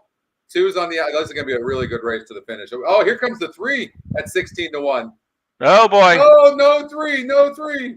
Come on, 5. 1 time for David. Okay, 3 just leveled off. Come on, 5. Oh, Daddy knows one is fighting today. 1 time for David. It's going to be 1 tight. time for David. 1 time for David. 1 time for David. Woo! All right, there we go. I'm back. Good job. See, that's what I said. And this race worked out well, and I got lucky kind of with the. Well, either way, I would have used this 5 as the backup because I didn't trust those other horses. You got so lucky. That 6 was never going to win this race. You don't think so? Even with the 6 in it? So it would have been 6-5. Is that what you're saying? Oh, maybe it would have. Good call on the 5. But see, this is again this race I have confidence in because I know these horses, and it actually worked out well. Daddy knows ran a really good race, but that horse had no other alternative. Katie had to go to the lead. I'm not sure that horse would not rather stalk a little bit. The horse does get late, and I had questions with the 4 on the drop down and a 2 with the distance. So sometimes it works out. And again, I will acknowledge I got a little lucky with the late scratch, but that's okay. Hey, sometimes it's fate. If stuff was happening, it's like, wow, that was weird. Absolutely. So maybe I can continue that today. Well, that was fortunate. Okay, one more race here in this feeder sequence, and that's race number 4, 13 minutes away. Let me show this race, although we got to get to the qualifiers. We have 5 more qualifiers we have to go over. Okay. We didn't finish not because of you, because of me, because I have no clue who's going to win this race number 8 over at Belmont. Let's get to it. Maybe you can help me. Yeah, let me get to it. I thought I needed help. Let me call my Belmont guy. Yeah, please. There's a part of me that wants to take the 4 to go gate to wire, David.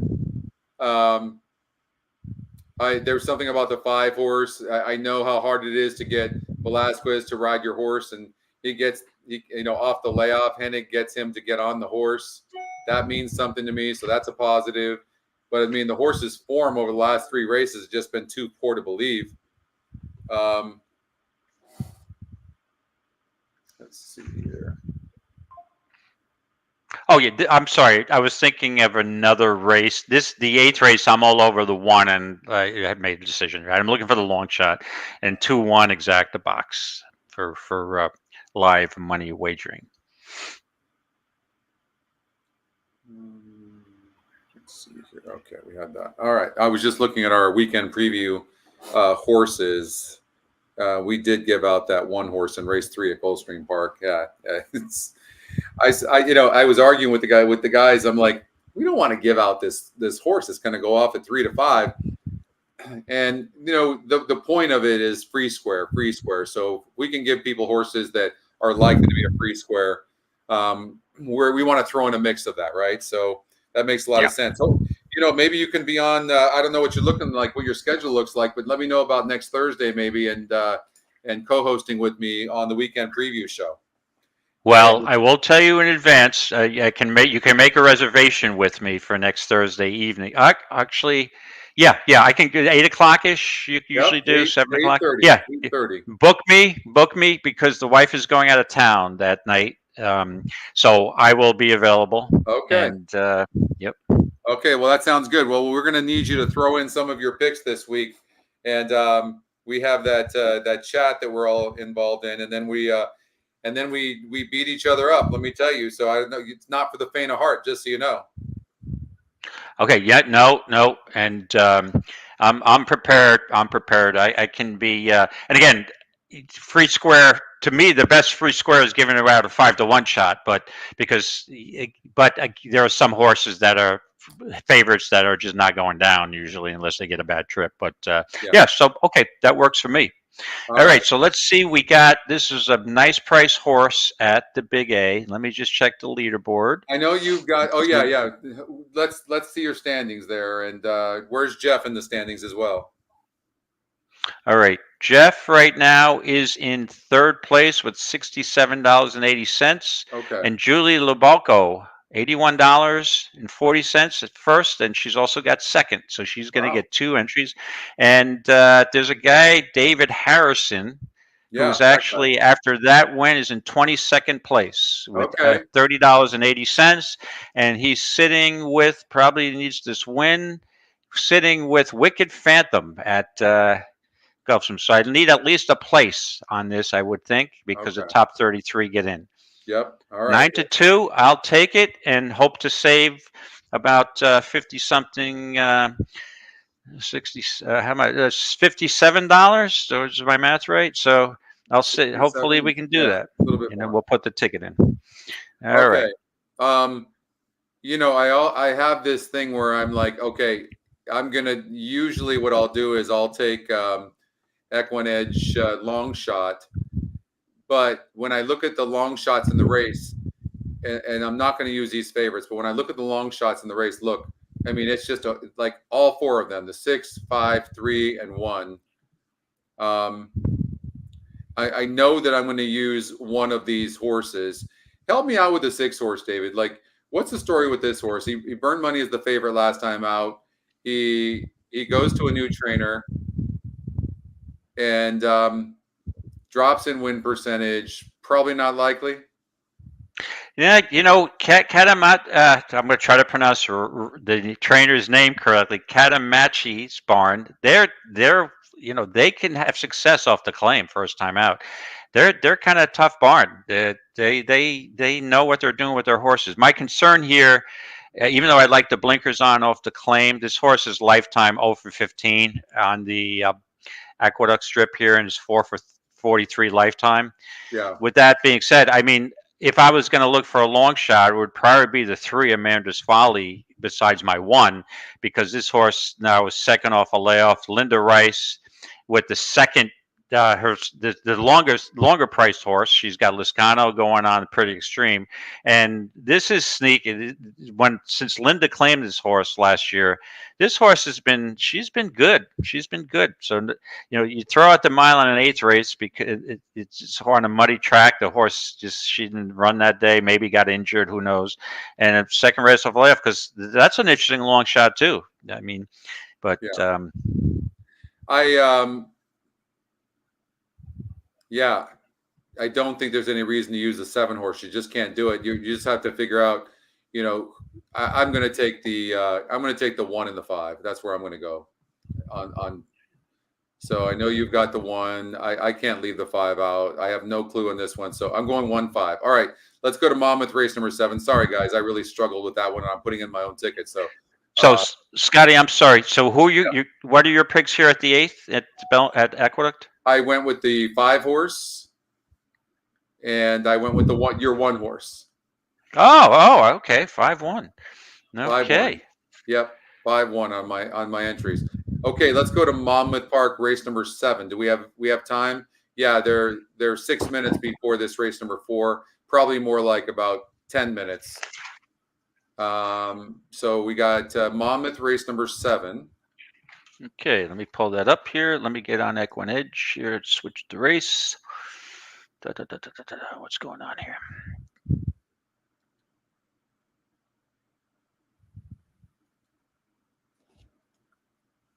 Okay, EquinEdge. Monmouth race 7, correct? Yep, Monmouth race number 7.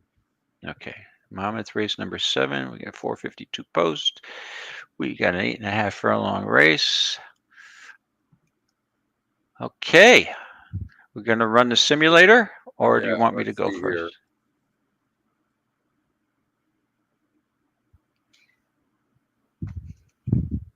Here. Okay, Monmouth race. Like I said, I'm going to give you. Okay, here we go.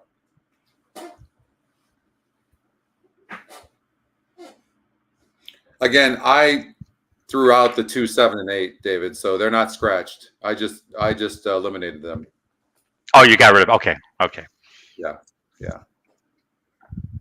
All my 3 horses. You got rid of my triple. Yeah, I was ready to bring them back. I'm sure you've got one of them. I'm only kidding. I may. I told you it's value day for me.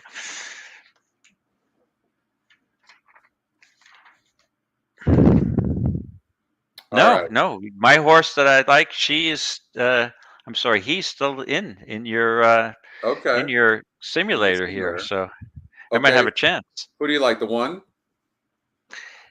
No. I did struggle with this race a bit. I know the one off a mile. That's a recurring theme with you and I today. Yeah. But sometimes that's good. Sometimes that's good because then you look further into it with horses that you might have originally thrown out and you talk it through. And that's why, again, when we're isolated, working remotely, wagering remotely, horse playing remotely, you kind of get into like just the focus, and sometimes your opinions, you may need somebody to bounce things off at. That's why the NHC is so great. You bounce stuff off each other. You respect handicappers at your table, and you're like, hey, fairgrounds better than me. What do you think about the outside post going 2 turns or the rail, or so you bounce things off, and sometimes somebody at your table makes a recommendation or makes a comment that you're like, oh, geez, yeah, I didn't see that with the 6 horse. So that's kind of what I miss here. So this is sometimes good. This is always good to work through a race that you're struggling with and talk it out, right? Yeah. So I might need a lot of talk here because this was a tough one for me. All right. So if you look at, let's just say the pace, they're going 8. The rails out. So I would remind you that here at Monmouth Park, you want to have speed or tactical speed. So when we're looking at that, like there's 2 horses with speed, and those are the top 2 win percentages, top 2 EquinEdge picks. The 4 has a big time SOR. And they're sustaining this lead right now. Like, I mean, we could try to beat these horses, but unless they duel, and we're going to look at their style in just a moment. Look at this horse can rate, but yet it's still the fastest horse in the race. That's pretty crazy. And then this horse, though, so this one just broke its maiden, but super impressive to me because, look, this horse won a turf all along. The horse ran first time out and got against a 44 group, 5% to win, 51 GSR. But they gave this horse this race. Then comes back on the turf. The GSR jumps up 7 points. Win percentage was about the same. And again, it was a 42 group, a little bit easier. But now the SOR is a 46. That's not that much to be facing winners. That's not too bad. They realistically spotted this horse in an optional claiming $15,000. Holy hell. Look at this purse, David. $62,000 for this level. That's pretty amazing. Good for them. It's going to keep these owners and breeders and trainers in business. Right. I think that's because it's a New Jersey bred race, so there's an incentive. The purse is higher for some. Yeah. I'm just curious because I worked through each horse last night, and I wasn't sure if I liked everyone or I didn't like everyone. So I couldn't. Basically, I really struggled to come up with a pick. But the question I have is: there a reason you threw out the 7 out of the analysis? There's a lot of speed with the 7. I was hoping that because I was hoping the 7 would go with the 4 is what I was hoping for, and that the 7 would drop back. The 1 sitting with Bravo just saves ground tactically on the inside. I know who I'm going with already. It's going to be Gold Trust, the 1. Right. So the horse that and the 7, Rendon's going to go. I'm hoping the 7. Oh, I'll give you something to think about. How about this? Who do you think the trainer of the 7 is? Mike Denis. And who do you think the trainer of the 1 is? Mike Denis. And you don't think that he knows that the 4 is fast and needs a lead, and that 7's going to go with that 4, and the 1's going to save ground on the inside? Just saying. Yeah, no, exactly. It's nice to have 2 horses in a race, but. So as I worked through it, I just wanted to ask, I didn't settle on that horse as my top pick. Good luck, Jeff. But here's a horse that I found interesting. And again, it's not a horse I would normally play, but I think this horse is eligible to. Maybe this horse has improved. But the horse I was interested in is a 9, Ohana Empire. This horse has no speed. Okay, this horse had really no speed on any of the turf races off the layoff in February and March, the 2 races for 16,000 at Tampa. Now, and this horse was 60-1 and 99-1 at Tampa. Comes back to Tampa now, puts, for some reason, the trainer, who was ice cold, puts this horse at 7 furlongs on the dirt, and the horse is 43-1 and doesn't run. Now, comes up. This horse goes off at 12-1 in a 9-horse field at a 12-5 claimer at Monmouth. Yeah. Now, how is that possible? If this horse was between 43 and 60-1 in those 3 charts. So this horse took money. And if you notice, that race, that horse showed some speed. This horse made a middle move. It was, granted, it probably was a fast pace, but that's the most speed this horse has ever shown. So this horse is right in contention. So I think then comes back with a workout June 16th, 36 and change, 36 flat. I think this horse is improving, and this horse has won 3 races on the Monmouth turf course. None at the distance, but maybe this horse is finding its groove based on that, showing some speed and also that workout. So I'm going to be on the 9 here, Scotty. Okay, we're going to get out to Gulfstream Park. This is the last leg of the feeder, and they're going into the gate right now. You are on the 3. Who's currently? I'm on the 3. Okay, yes. I'm on the 1. Good luck, everybody. Rapscallion, who's 28%. Good luck, you guys. Good luck, everybody. And I'll take a place here. A place finishing should give me save me a few dollars on the qualifier. So up are Barry the Builder and Bigly Deal. Anthony Thomas riding Bigly Deal to the outside.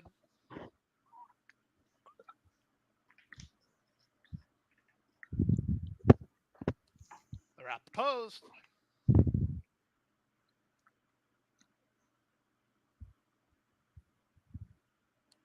And they're off.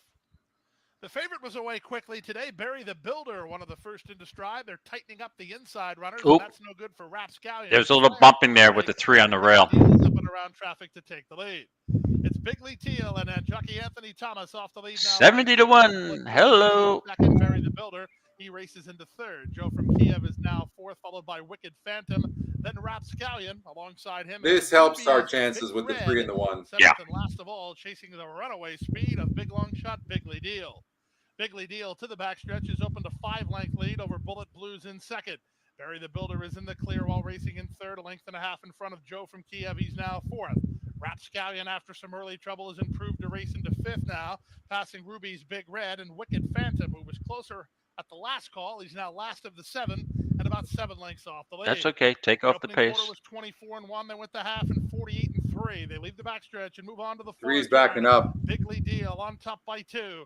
Here's the move from Come on, 3. Barry the Builder up into 2nd. Come back. Joe from Kiev tries to run with him. At the rail, it's Bullet Blues from the gray Rapscallion. Here comes your favorite. I need that 3 to get up for 2nd. Come on, 3. Stack and pack as the leader is now the favorite. Barry the Builder in uncharted territory. You actually you want the 7 to win and 3 get 2nd. That's what you're hoping for. Too wide. I'm too wide. Yeah, you're really wide. I don't get it. I don't understand the ride this jockey is giving this 3. He's all over the track. And it's all over. Barry the Builder now running up the You score. prefer this 1 to get 2nd. Through, but he breaks through today. No, he's not getting He might be very close. By almost 10. Joe from Kiev 2nd, Rapscallion is 3rd. Yes, Joe. So now the play was Joe from Kiev. Yeah. Any Joes out there who were actually from Kiev who might have had this as a hunch play? And I mean, if you're Joe from Kiev at your NHC and this horse runs, how do you not use it? Nice going, Jeff. Nice going, brother. All right. Here's St. Erling. Welcome to the party. All right. I just figured since they were going into the gate here in this race number 2, I have no idea who's in this race. Maybe we would show this Still race. working with St. Sure, Erling. sure, we can show it, and let's He's in. see. We're ready to go. Main That gentleman has specials. good call. Oh, I like the 6. The Baby's 6 all is a broke lock. pretty good today. Oh, the City 6 is a Time lock. sent hard for Wow. speed. Jungle Glow Okay. from the inside is quick. Noble Forces there having to steady pretty sharply out of it was Brink, and City Time also had to take up. Both runners went in tight.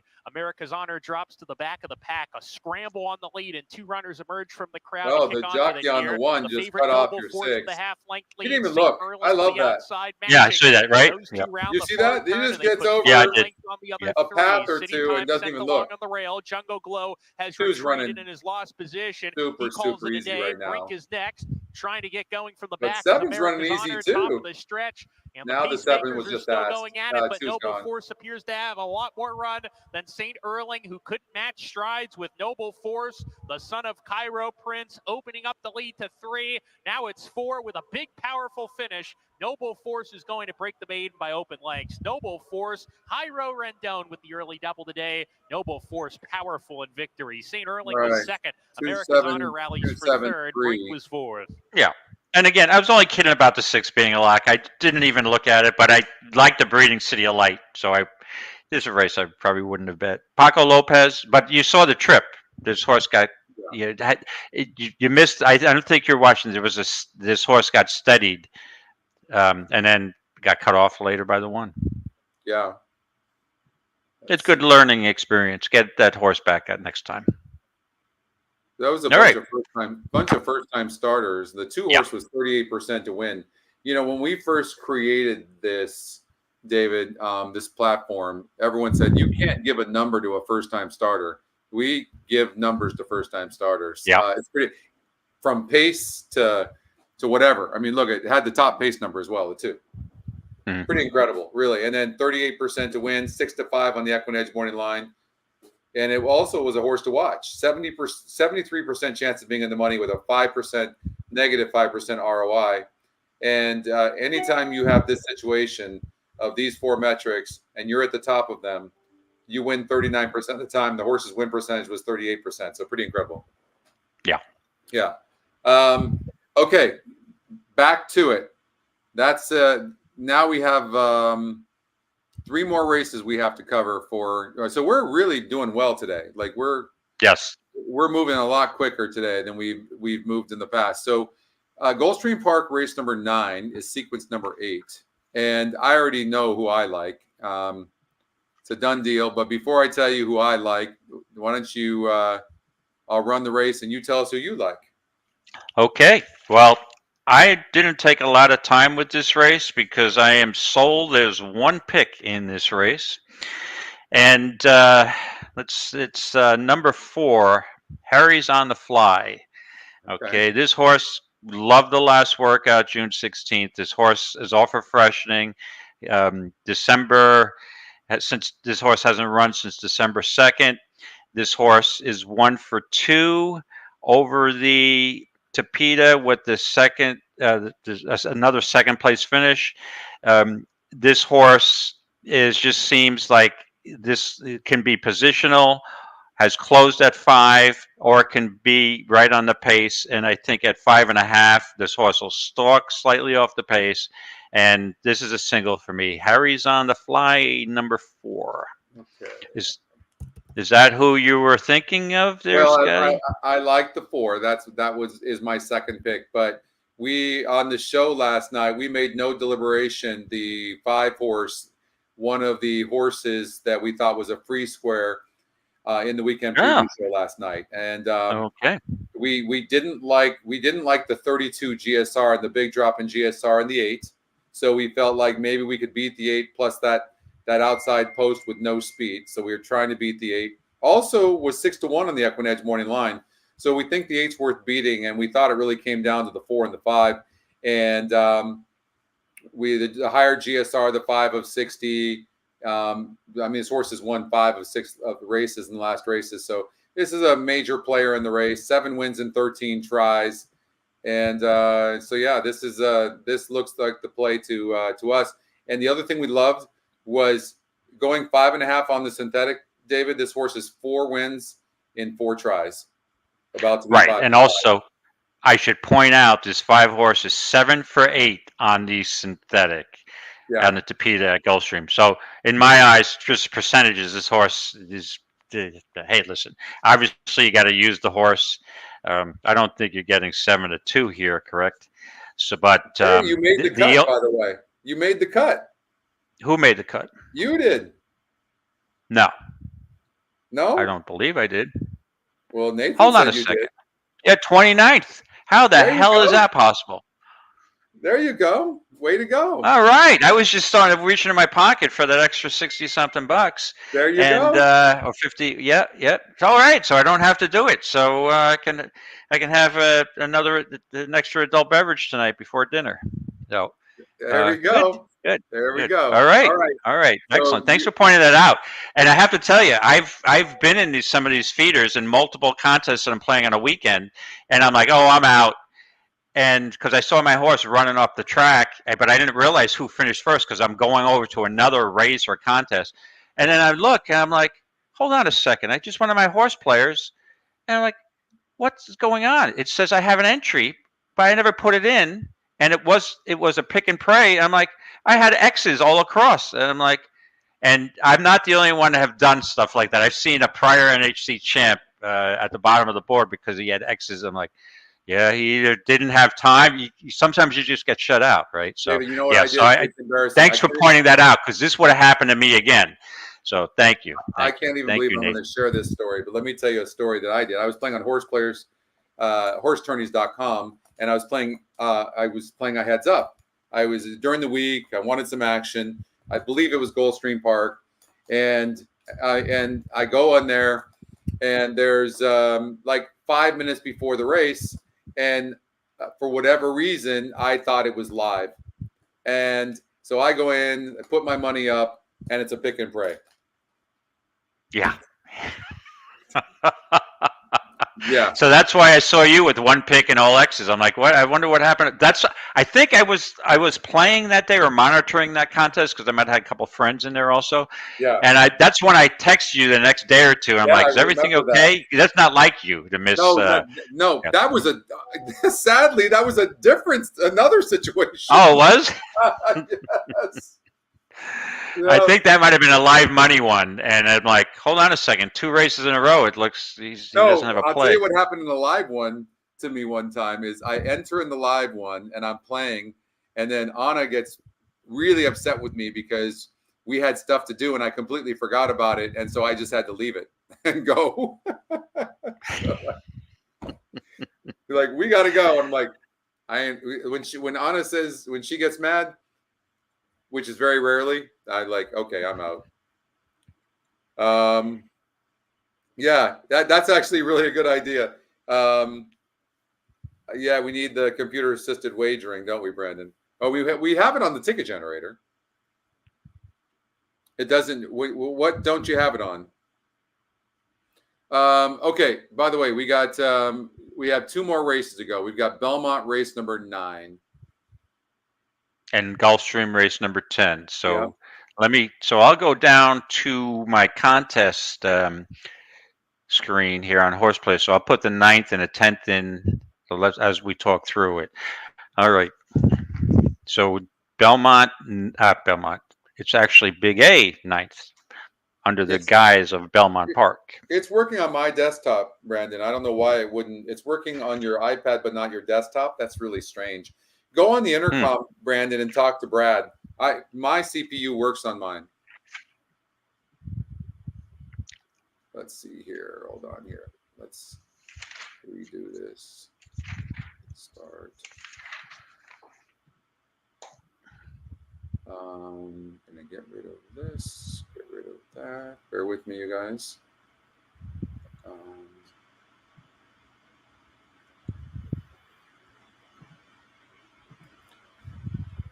Okay.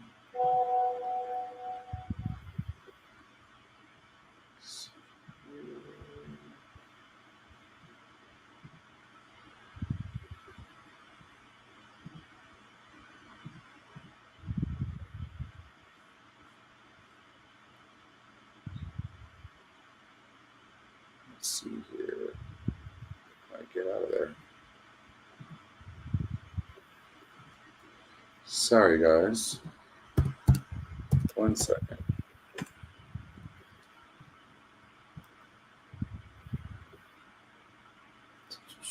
Okay, so we are, David, we are on BAQ 9. Okay. Right. There we go. Sorry, guys. Okay. BAQ night. Let me just pull that up. Do you want to run the simulator? Yep. I kind of. I'll run it. Great. First, I'm going to get rid of some of these horses that don't have any look whatsoever. And I know you're tossing one of mine, but go ahead. Okay. Told you it was value day. Okay. Talk to us.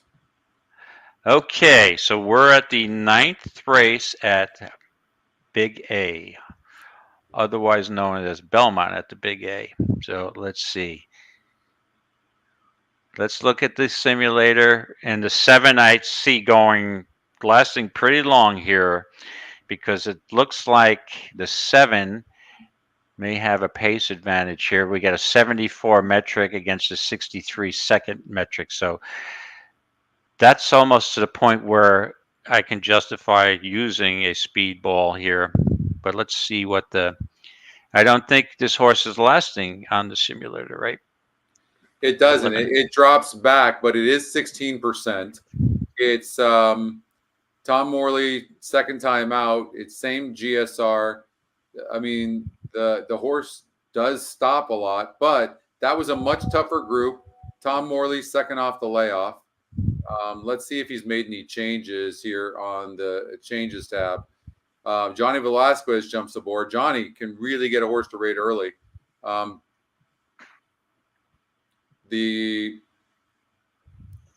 mean, it was in a maiden special weight last time out on the turf. You know, I don't. Speed holds here too, but I don't know, man. What a tough race that is. I mean, you can't ignore that horse. That's for darn sure. The 7? Yeah. Yeah. The 7 should have a pace advantage, I think. But there's other speed here. I mean, the 9, who's a $20,000 maiden claimer in the last out, is going to show pace, right? Yeah. There's some other pace. There's a questionable favorite here, the 11. This is Todd Pletcher. Todd Pletcher, $40,000 claimer, maiden claimer. They don't want any interest in this horse, and it's owned by Todd and Joan. I don't think this horse is much. It draws a severe outside post here. So again, this seems to be like my 15-1 morning shot day. So I'm looking for a sneaky horse, and I came up with somebody who I'm going to use here, and that would be the number 3 Zen Air, Roy Lerman. Right now, Roy is sneaky. They don't win a lot. They win with long shots, even at Tampa. They do well, but I've seen Roy Lerman win at nice prices on the New York circuit. This horse, in its turf start, faced a 10-horse field and was bet down to 12-1. For that barn, that's a good price. That horse is taking money that day. Bump break, that's all I need to know. There's one angle, so we have an excuse the first lifetime race, and a maiden 32 claimer. This, to me, is such a weak field today at Aqueduct that this the 32 claimer probably relates pretty well to this race. Yeah. And I think the workouts have been steady. May 16th, this horse worked 35 and change, 35 and 4. And also the work is a nice breeze on June 15th. I think that normally Lerman's barn tends to work horses out slower. So I think those are sneaky works. And I think this is not the strongest field. And I think this horse is live. So I'm going to use the 3 here. And my second, if I had a second ticket, I would back it up with the 7. So it would be 3-7 for me, looking for value again. I'm going to use the 3, you said. That's your perfect Italian. I'm going to use the 3 in race number 9 at Belmont Park. I want to give you one horse to think about, and that is this 9 horse, who, since we're on these cheap claimers, I mean, this horse is got the top GSR by far, and it's had 2 layoff lines. But look at the bullet last time out. Like, I think maybe Carlos Martin has this horse working really good. You could get a bomb in here, absolutely. There, you need to take a horse that is a price for sure, in my opinion. Like, there's just no, like, even look at this horse is in for a 40,000 claim here, and it broke 9th. This horse is a terrible breaker, and it draws outside, and it's coming off a layoff. No. And first time gelding. First time gelding, like that. When do you see Pletcher doing that? Yep. No. Yeah, not likely. The 2 horse is interesting because it's 3-1 on the EquinEdge morning line, but it's burn money. Look, 33% here, 35%, 14, 21, 15. It's had nice win percentages. It never seems to get there. It is going to save ground. Dylan Davis is aboard. Does this horse really want to go the distance? Yeah, you're right, because the GSR actually, in fact, drops. And the fact that the 11 and the 2 are the top 2 picks tells you how, and we hate them, tells you how rough this field is. Like, it is just an absolute rough field. Aren't you supposed to take the speed horse in a race like this? But here's another one that has burned a lot of money. Yeah, and I don't like, again, I think this horse is my backup pick. I would use the 3-7 on any horizontal wagers. But this horse, the concern is that this horse in its distance races consistently loses ground here.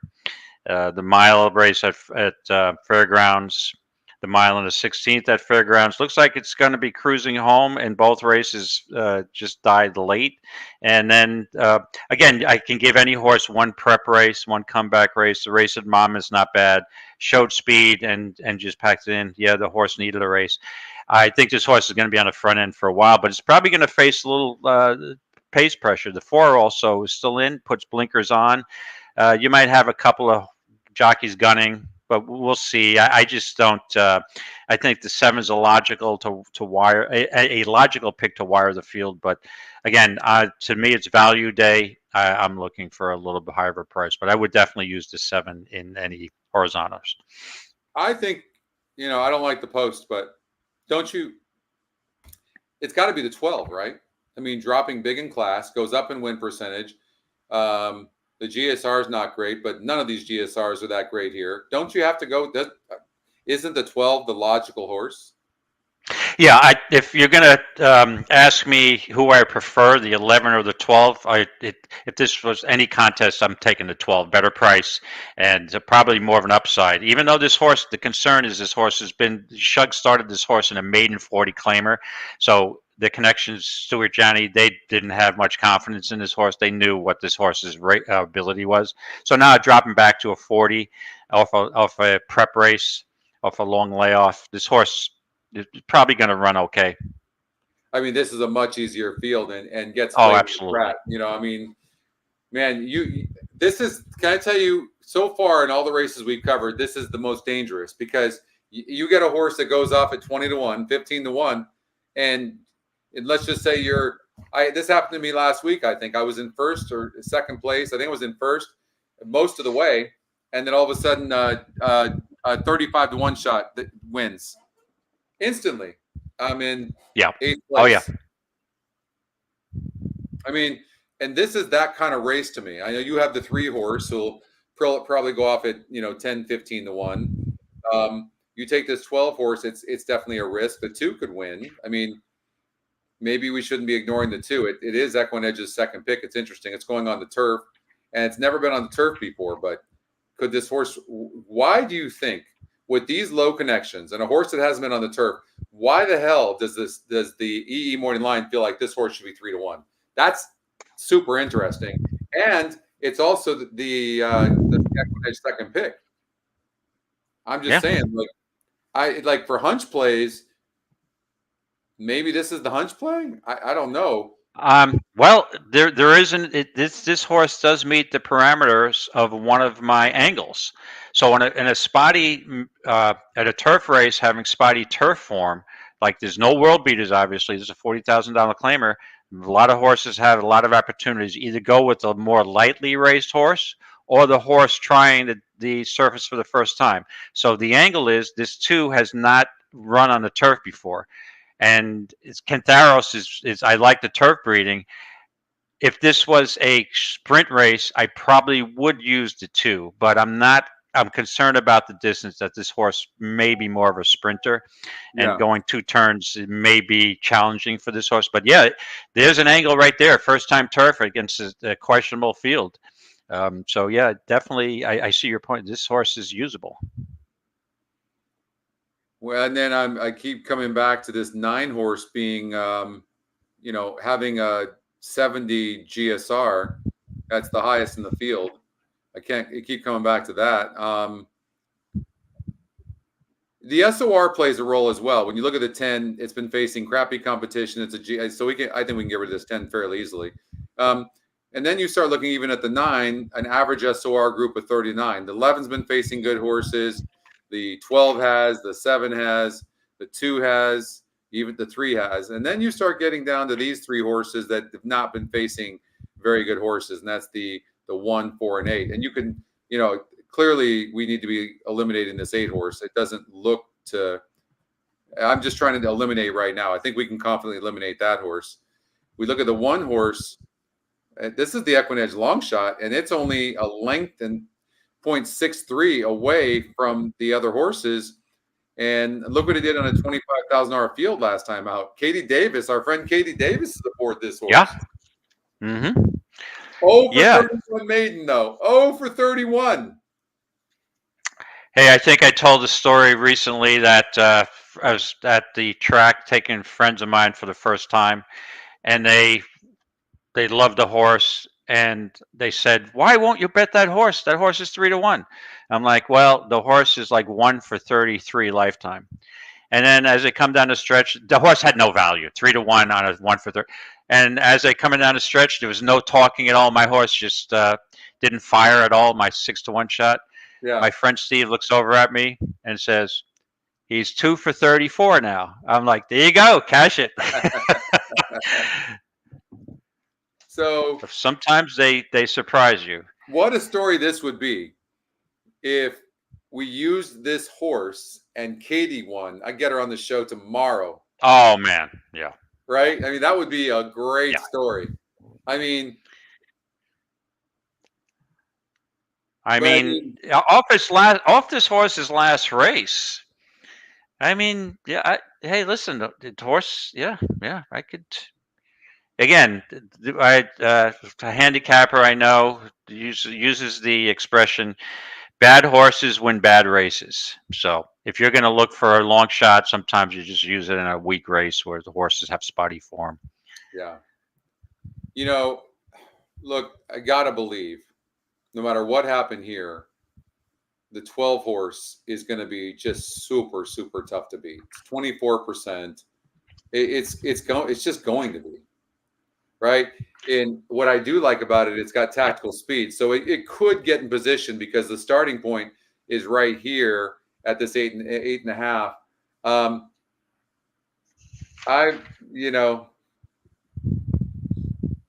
I'll tell you what, the more that you're talking, it's leading me to box a exacta and a triple, 3, 7, 12. So, right. Thanks. You're talking me into, I'm feeling it. Now I'm almost ready to change my main my main horse in the contest to the 12 if you keep going. It just looks, the 11 horse has no speed and is a terrible breaker. This horse drops from a 48 SOR to a 40.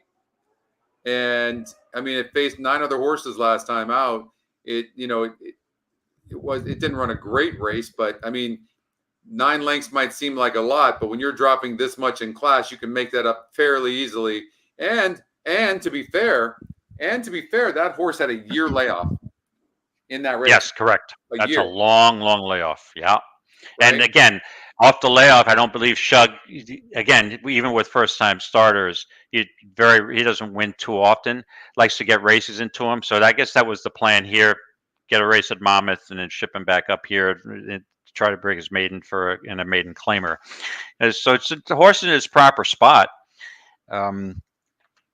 Yeah, I would much prefer, and picks up Pratt. So yeah, I mean, that's a tough one. I got to go with the 12. I got to go with the 12. You know, I got to go. All right. There's just no You're on 12. Who's your backup pick? Secondary pick? My secondary pick is going to be the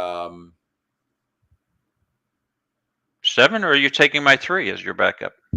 No, my backup is gonna be the going with Katie. It's gonna be the 2. Okay. Yeah, I'm gonna do 12. I'm doing the 12 on both tickets. All right, I'm taking Flavian. And I'm sure now Katie. I'm sorry.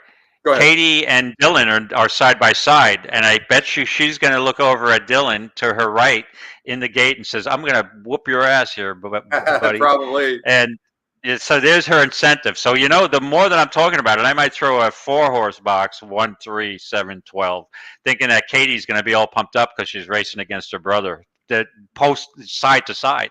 So okay, so that's an angle there.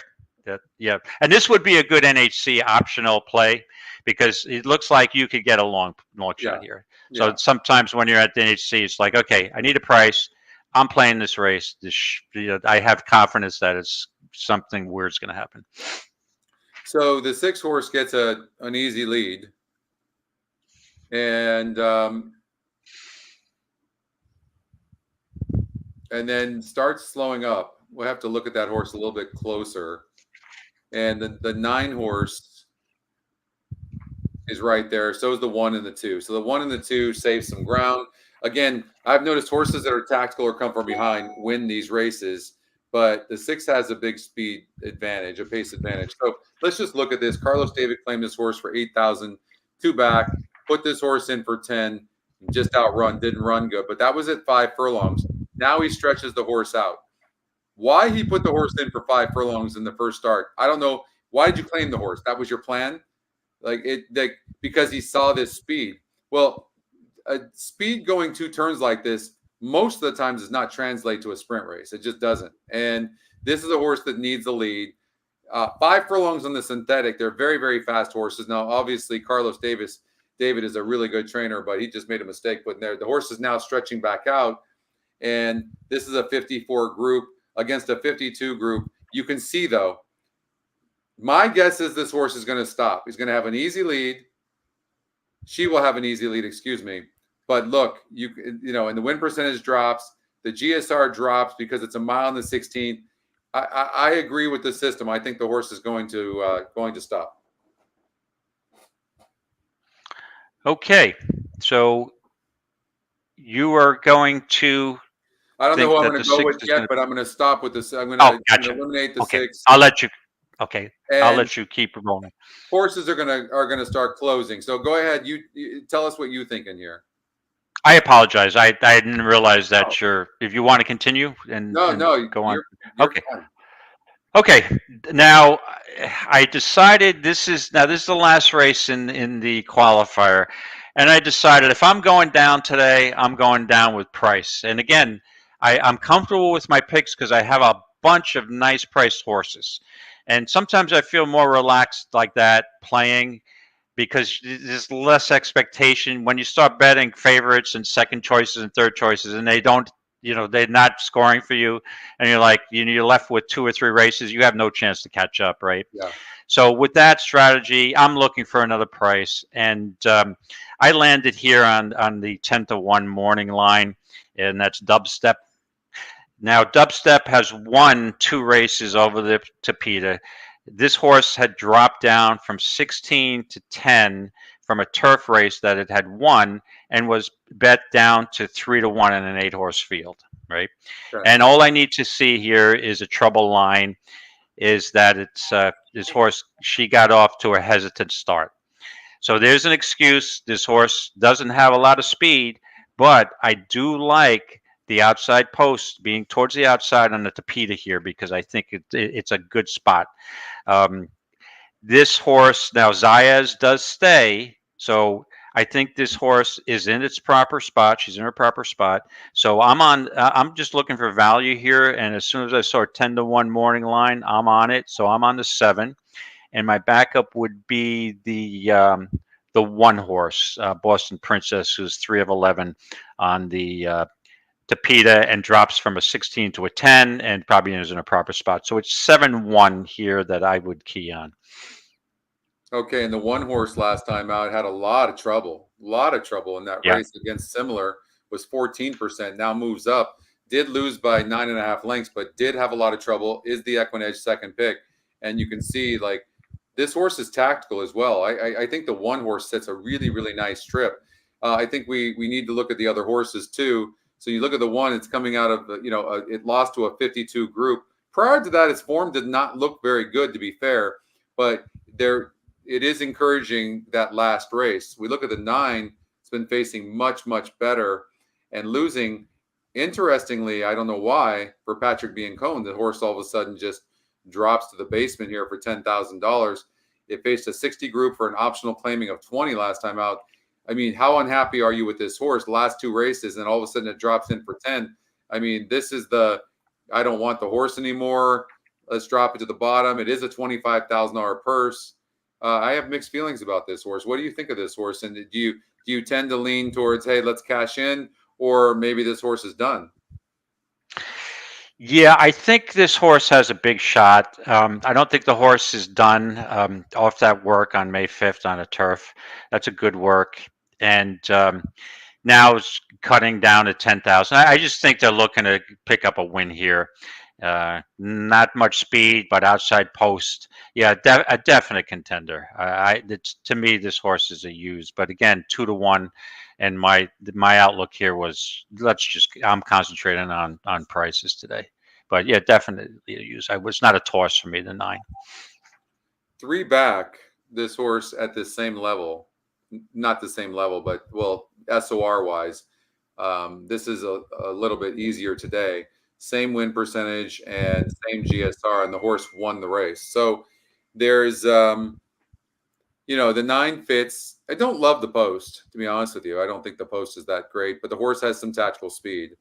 The 5 is going to be flying. The 6 is going to be flying. Like, somebody's going to most likely come from behind. I'm just looking to see who's closing the best. The 2. What about the 2? The EquinEdge long shot. This horse is somewhat tactical. It's 7-1 on the EquinEdge morning line.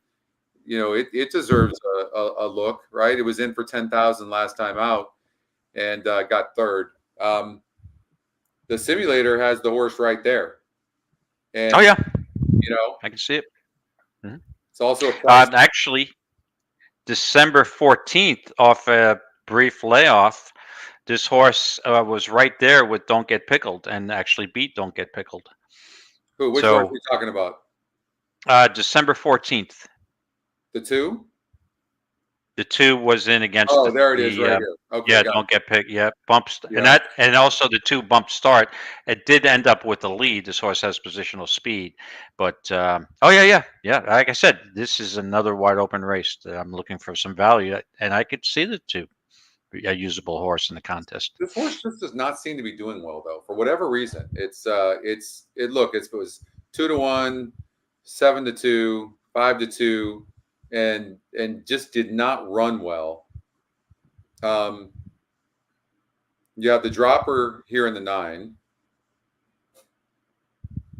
but it hasn't been running good the last couple of races, but it's been facing better. The 4 horse, what I like to do is find horses that have really good form, that are coming to the race really good. And it could be a horse like this. It could be. Normally, I wouldn't like a horse like this, but the win percentage really does not drop.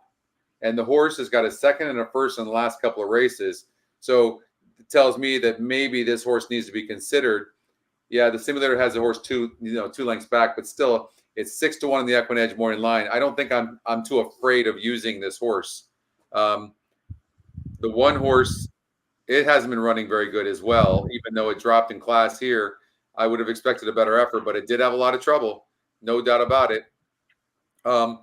the other thing about the 4, well, it has 7 third-place finishes, but it did get its 4th win in 30 races. I mean, wow. Okay, so you're on Dubstep. Remind us again, since we've been talking about these other horses, why you like the 7 again.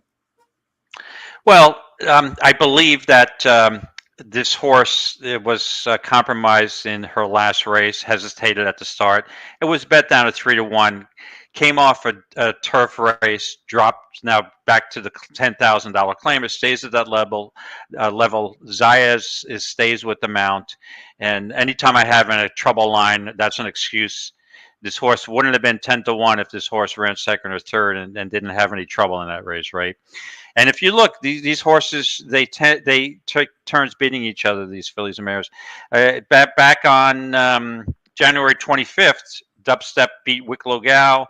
And if you can look back, these horses are all competing against each other. So I believe it could be the chance for Dubstep for her chance today to turn the tables on some of these horses, as long as she gets out of the gate pretty well.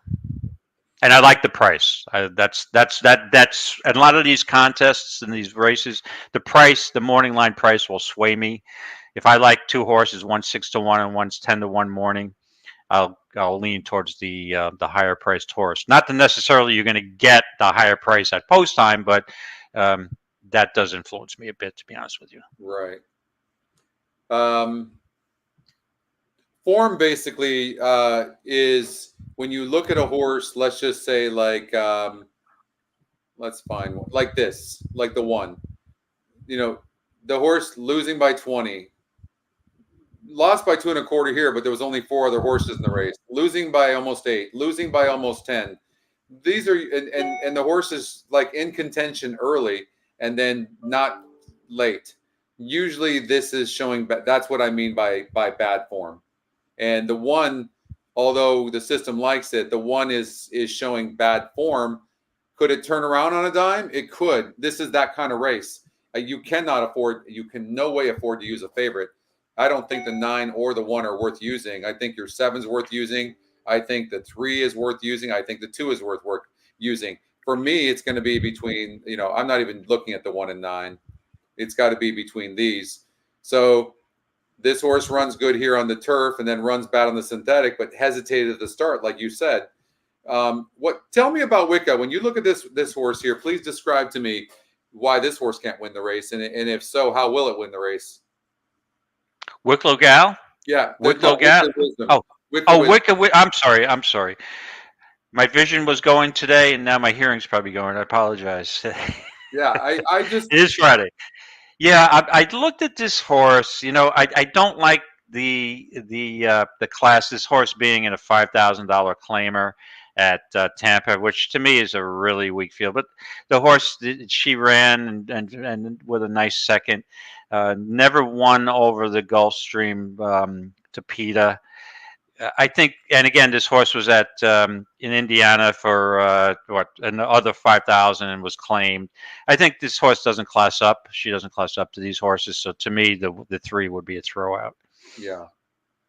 And look, if you look at the 7 horse, and you're absolutely right. If you look at the 7 horse, so here it ran a really good race, a 2nd place finish against a 56 group. Then here, slow start, 9 wide.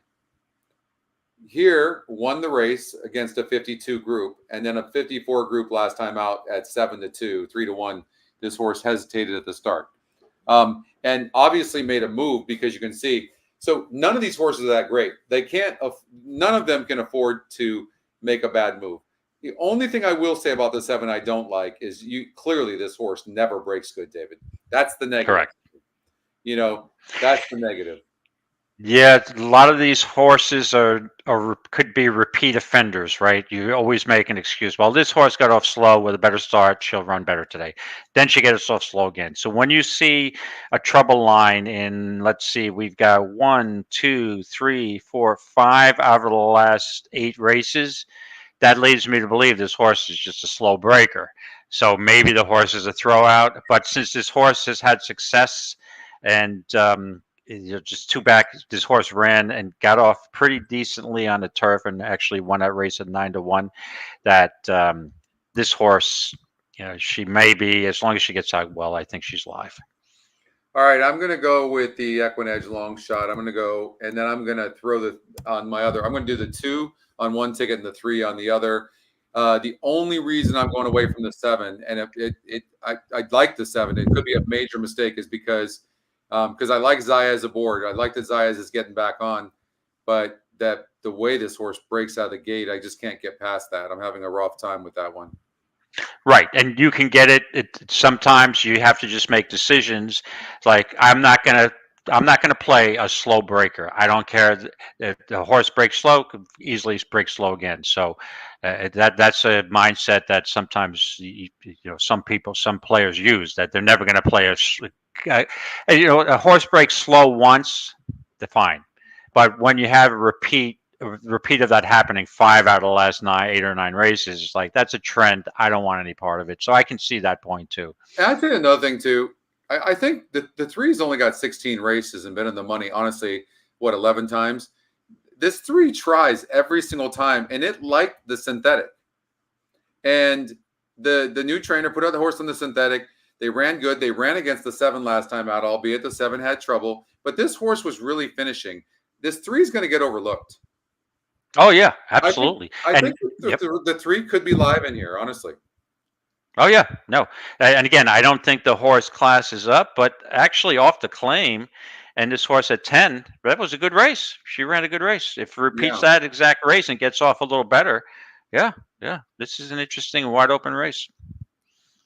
The Rodriguez is 0 for 11, 18% off the claim, 18% first time with the horse. Let's see. Hold on. Let me reread that. Let's see here. First off the claim, 0 for 11. First race off a layoff is 18%. So good with the layoffs. Don't really learn anything from those workouts.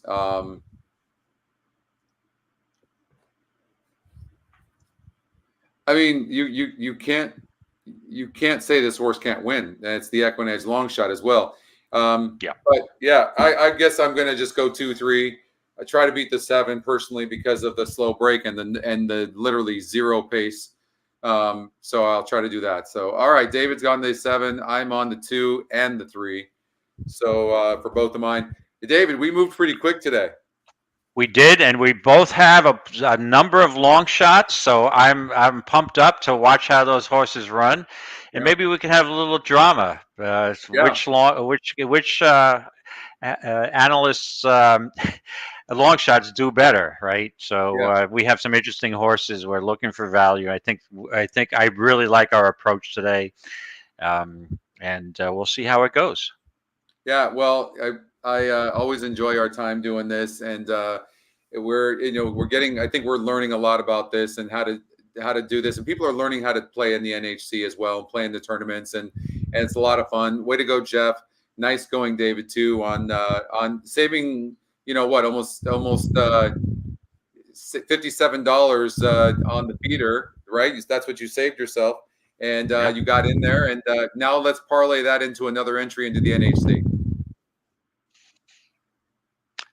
That would be nice. I hope so, and I hope we gave out some winners that people can benefit from. And like I said, thanks for having me. I really like doing the show. I have a blast doing the show, and it helps me with my handicapping. It actually has really helped because I'm talking these things through, and where it makes more sense. So a lot of these races, some of them I wouldn't play normally, but I handicapped them, walking them through, and my success rate's been pretty good betting them, separate for live money. So it's helped talking these races through, and I appreciate everybody who's tuning in, and thanks for the interaction. It always helps us. So it was nice. Yeah, I really enjoyed it, David, as always. Thank you, everybody. Don't forget to watch the stretch run tomorrow. It's going to be a really great show with the boys, and appreciate you joining us, and we will see you soon. And don't forget to go on YouTube and check out yesterday the video on YouTube. Don't forget to click on the bell and follow us on there so you can get all the notifications of the shows. But we also have all the horses we gave out for the weekend preview show. There's one already won, and I think there's 9 more to go. All right. Have a wonderful rest of your weekend, and we'll see you soon. Have a great weekend, everybody. May the horse be with you. And one of us are getting a seat, okay? One of the three of us are getting a seat, and plus, hopefully, one of the other listeners. All ready? Just for luck. May the horse be with you. There you go.